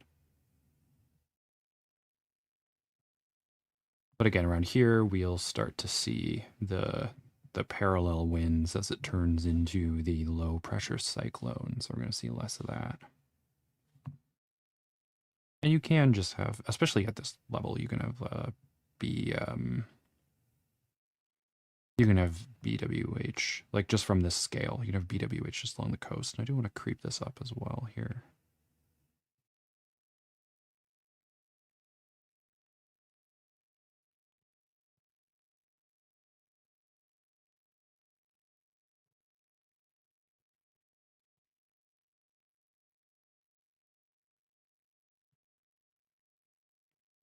Yeah. All right, let's go back to the Erukia one so we can just kind of...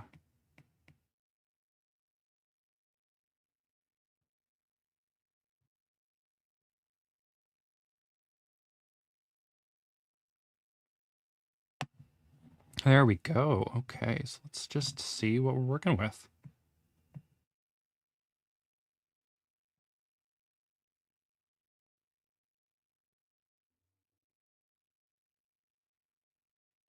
Wow, okay. So what was it looking like before?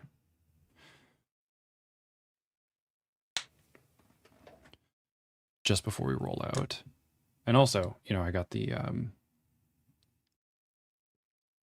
a very nice coffee. It has like a berry juiciness to it that I really enjoy in a nice coffee. So if we're just looking at some of the differences here, we can see, I mean, the tropics stayed more or less the same because we did have some AS just in front of the, just on the beak of this terrain here. I was talking to someone a few days ago who had seen it, and they said that this looks like a dragon. The terrains where we've got like a dragon wing in the where is it? Let me throw one of these. They said this is like the dragon's head here, and then this is the kind of wings, or like the islands, the terrains look kind of draconic, which was not what I was thinking when I was going into it, because like I wasn't really considering the shapes of the continents when I was considering the spec Evo and stuff. But I think nice surprise. But yeah, so we do have some A in there, and we got the A sneaking up here too, but we got that much more developed now. Yeah, we got that much more developed in this region. The desert is also more extensive. I think I creeped it a little bit up the coast. And that's just from taking a little bit more time and seeing that transition. Yeah, it's not that much, but I do think it looks like with that transition too, like a little expensive transition there. I think that looks nice. We also, in turn also expanded the C down too, because like it was here. And then that CF, well, the CF got expanded down to there, and the CS did get contracted to here as opposed to where it was before, which was down there. So we got that moving back and this moving down. But I think that fits the wind patterns and the precipitation patterns a bit better.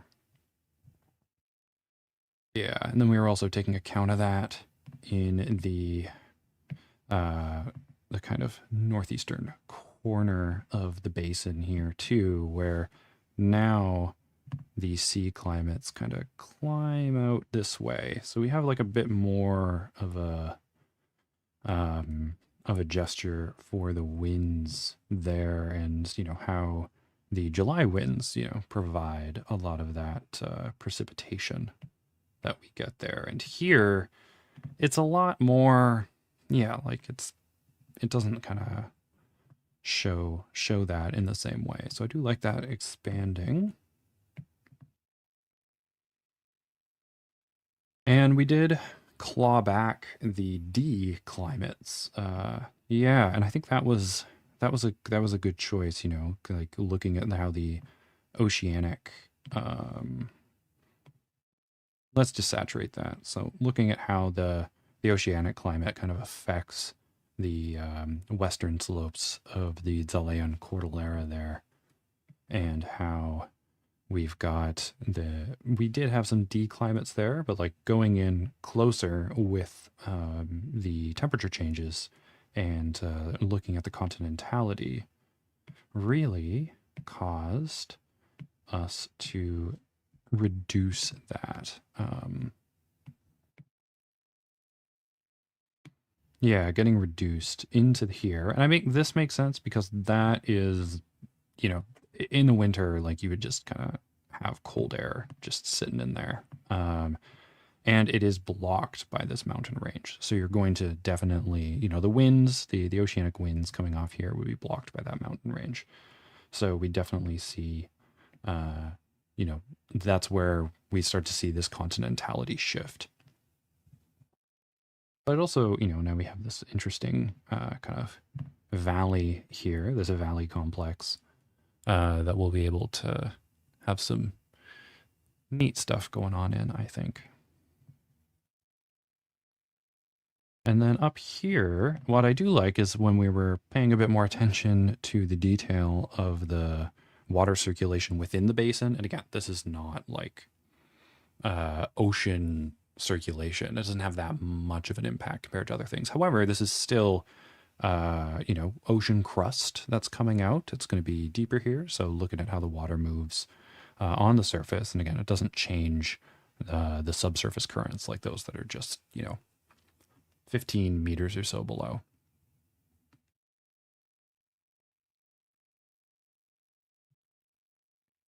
But yeah, so in the summer, because of the change in the movement of the currents, we do see some of that warmer water from the Agathie sneaking in there and getting us above 21, which I think is nice. I think that adds some character to that coast. Because before, yeah, it didn't extend that far. And also the D climates extended further down. But again, looking at the continentality and looking at the temperature of the ocean water beside kind of pushed the D climate up, that 0 degree isotherm, a little bit to kind of give us more CFA down here. Oh yeah, and the big change was the CSA, finding that 22 degree isotherm getting pushed up in the summer and kind of giving us the CSA coast, which, yeah, I really like. I mean, originally going through, I don't think I had any CSA on the main map. So having the CSA in now, I think is interesting, makes it pop a little. Of course, we also went in and added all these little islands. We had the hot spots in there, and I love these little chains. Along the various mid-ocean ridges that have been active in the past. Kind of spotting a few of those through there is very nice. Yeah, that one's CSB. That's cute. And having some little pockets. What is that? That shouldn't be there. That looks off.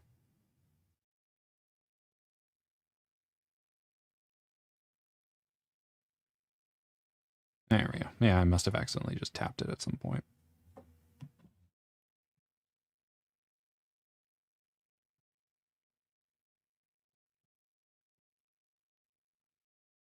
All right. Yeah, no, it's looking, I mean, there's some cleanup to do, but I mean, I can do that at a later point in time. And there's some of these mountains that are a little blobby. I would like, the nice detail that we see around some of these mountains, to be more distributed. But that's, that kind of detail work I can save for another time.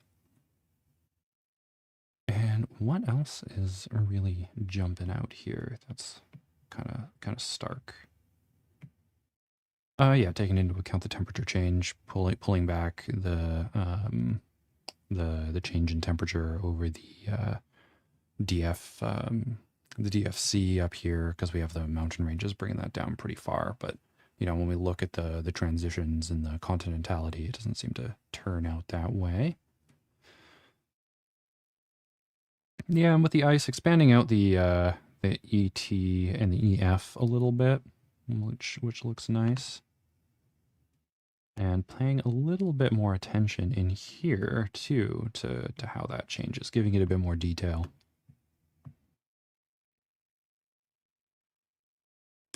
But over these the 8 live streams for the close climate study, I mean, we've gone on some fun tangents, and are kind of what this stream is ultimately for. Doing this is more of a vehicle for us to talk about different topics in geography and physical geography and stuff like that. But over that, we saw how we can go from a, kind of a sketch, right? Like a broader understanding of climate and how it's working in the project, right? And what we're, and what we're looking for, and how we can transition from this, higher level, lower resolution, which still gives us a good idea of what's going on without taking all that time to actually go in and map it with a lot of that precision. Because you still get something that works really well and gives you that kind of bird's eye view on the climate, again, from a global standpoint, right? That's what we're interested in when we're doing these lower resolution maps, like understanding those kinds of relationships. And then when we go in and have that close climate study and have that detail, we can kind of pull out some of those more salient boundaries. And then what I'll do on this map is I'll, make a, what is this one? 9. I'll make a 10, and I will go in and, put it over, put the other one over, and, change some of those distinctions. So that next time that it appears in a video, we have the climate video, the new climates will appear. But at the same time, it's not gonna have the same amount of detail because again, it's showing it from a much lower resolution, from a much higher perspective. So yeah, when you're doing your own projects, when you're working at a global level, when you're, taking your time to do the climates, you can just do this sort of high level view. You don't need as much detail in your elevation, right? Like, where are my noodle mountains? Yeah, it's like the changes in elevation in the mountains here are largely noodles. And just getting those gestures of your topography can help you, ultimately create this kind of level of climate so that then you can go in and, start working out what the biogeography is, the ecoregions, so that then you can get more of like a biome map, which, I'll be working towards. I'll have a biome map of Erukia by the time we're done chapter 2 for the time being. And then, we can start, expanding and sketching that out once we have more detail for the rest of the climate zones. And we start thinking about the kinds of flora, right? And that's why I do want to be through chapter 2, or at least as far as I'm getting in chapter 2 throughout the rest of this year. Before going through the biomes, because I want to have the flora that exist on Dove more developed. Yeah, next time we will go into Zalea, and I'm thinking, what I'm thinking for Zalea is we kind of stick with something like that, maybe? I don't know, because that still has a decent amount of Erukia in it, right? I want, and I don't want necessarily that. We could go in like this, maybe. But then that cuts off part of this island. I mean, I could rotate it. I mean, we worked with, it doesn't have to be like a perfect square or anything like that. So let's try a different frame.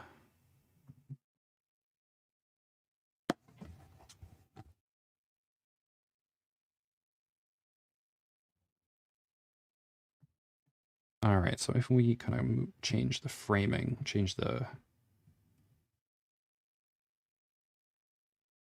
that may work.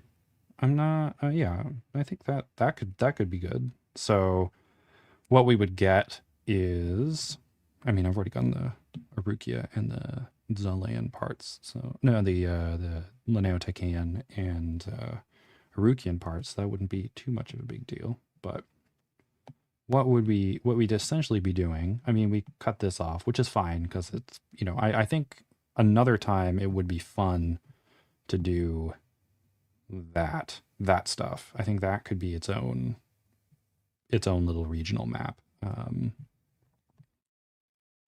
But yeah, so like getting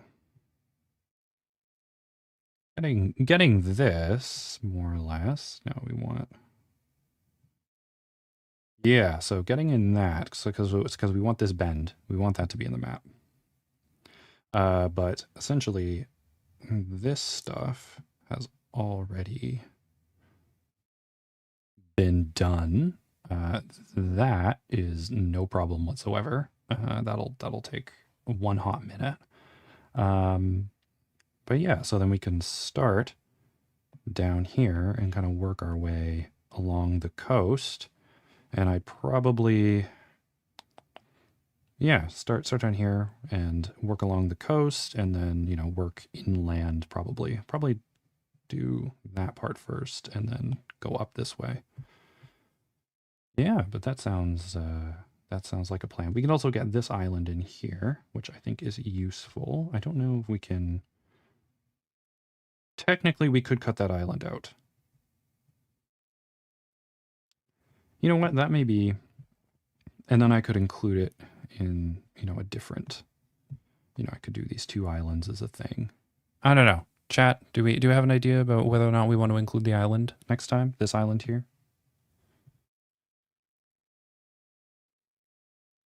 Yeah, so this island. Do we want that island to be in? Because if we include the island, then we have to kind of increase our, we have to decrease our resolution that we're focusing on. But if we keep it, which I think is fine, because it is, part of Zalea, it's part of the Zalaean realm as well. At least at this point it is. I mean, we could argue that what are the currents kind of looking like?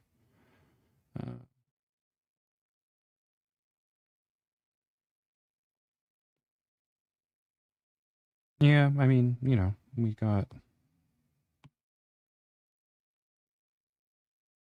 yeah, I mean, we have ocean currents bringing things this way, and critters can go back and forth. It's not like it's separate realm or anything like that. So it's technically part of Zalea.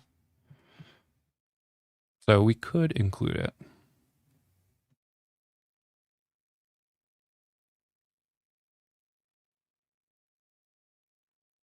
But if we don't include it, then we can focus more on the continent itself. And we could have something just like this. Yeah, I think adding this one would be fine though. The scale would be about, no, it's gonna be we're gonna have more elevation on more altitude looking down than we did on the Tyche Basin, because the Tyche Basin we were zoomed in a bit more.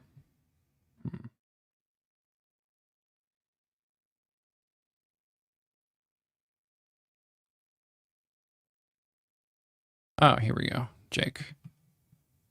Include it if you have ideas for it. Otherwise, probably good to keep a tighter focus. Yeah, I mean, I don't really have many climate ideas for it at the moment. And if I throw on the...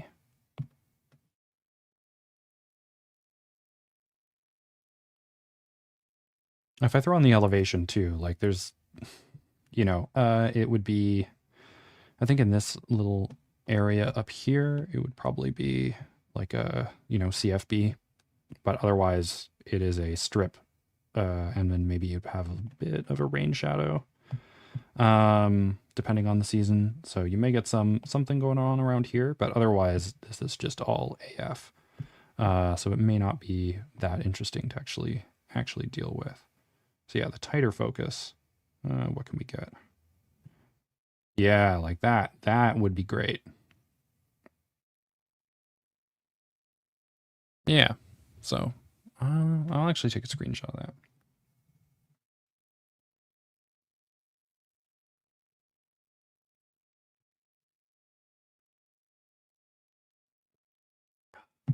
And that'll allow us to deal with some of the things that we didn't really get to talk about with the Tyche. Like there's a bit of the monsoon stuff. I mean, there is, but there's no real extent of W's. Dry winter climates there. Meanwhile, we do have there's like a little bit when we were doing the Tyche, but in here we're going to have, this whole region in there that we're going to talk about. There's also this region in here we're going to talk about in the importance of rain shadows and thinking about that when you're putting stuff together. I'm also very interested in building out these desert areas that we have between these valleys. I think that will be a pretty good time. I'm not sure whether or not we probably won't see any deserts up there, even though it's probably going to be pretty arid. It's just going to be too cold for a desert. Yeah, maybe we could get some BSH in there, maybe. I don't know, but yeah, and spend a little time on that. But yeah, no, I think, working on the tropics and paying more mind to summer precipitation is going to be a nice change of pace. We also have, a different sort of topography here where we have this slow rise. I am interested in some of the changes in elevation as well that we've got going on. So yeah, no, that'll be a good time, and we'll probably be doing that for the next 6 to 8 weeks. So that'll bring us into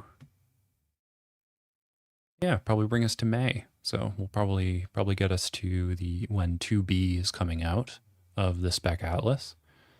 And then after that, we can probably switch to Alea, and that'll get us to 2C. We may be able to do close climate studies for a vast majority of Basera by the time we have to move on to 3, which could be quite cool. I am, I am thinking that we'd probably want to break up Ilea a little bit, because that's a pretty extensive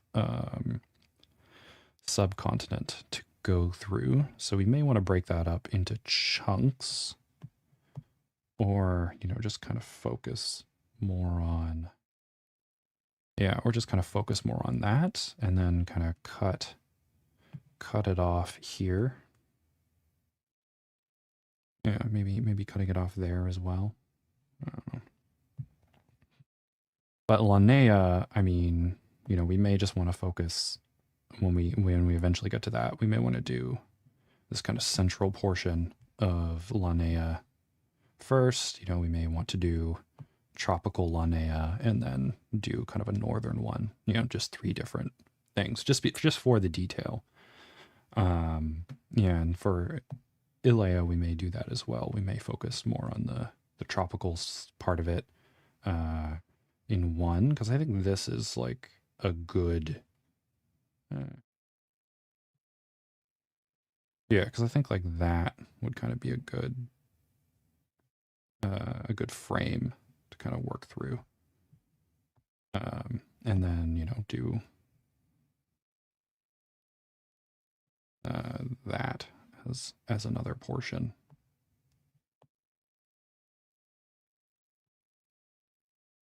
Yeah, something like that.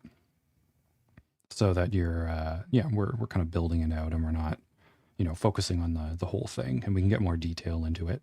And then that'll be interesting because of the migrations and stuff. So we'll do Zalea next, and then after Zalea, we'll do probably maybe tropical. No, I mean, we can mix it up. We'll do the sort of Mediterranean higher latitude one first, and then we'll move down into the tropical section, because I do feel that this is going to shift down a bit, and that's going to shift down a bit too. But yeah, so the desert's probably going to shift a little bit further south. I think the high pressure system moved a little further north than I would have liked while I was going through it. So yeah, that's what we have to look forward to. Let's bring this up before we go.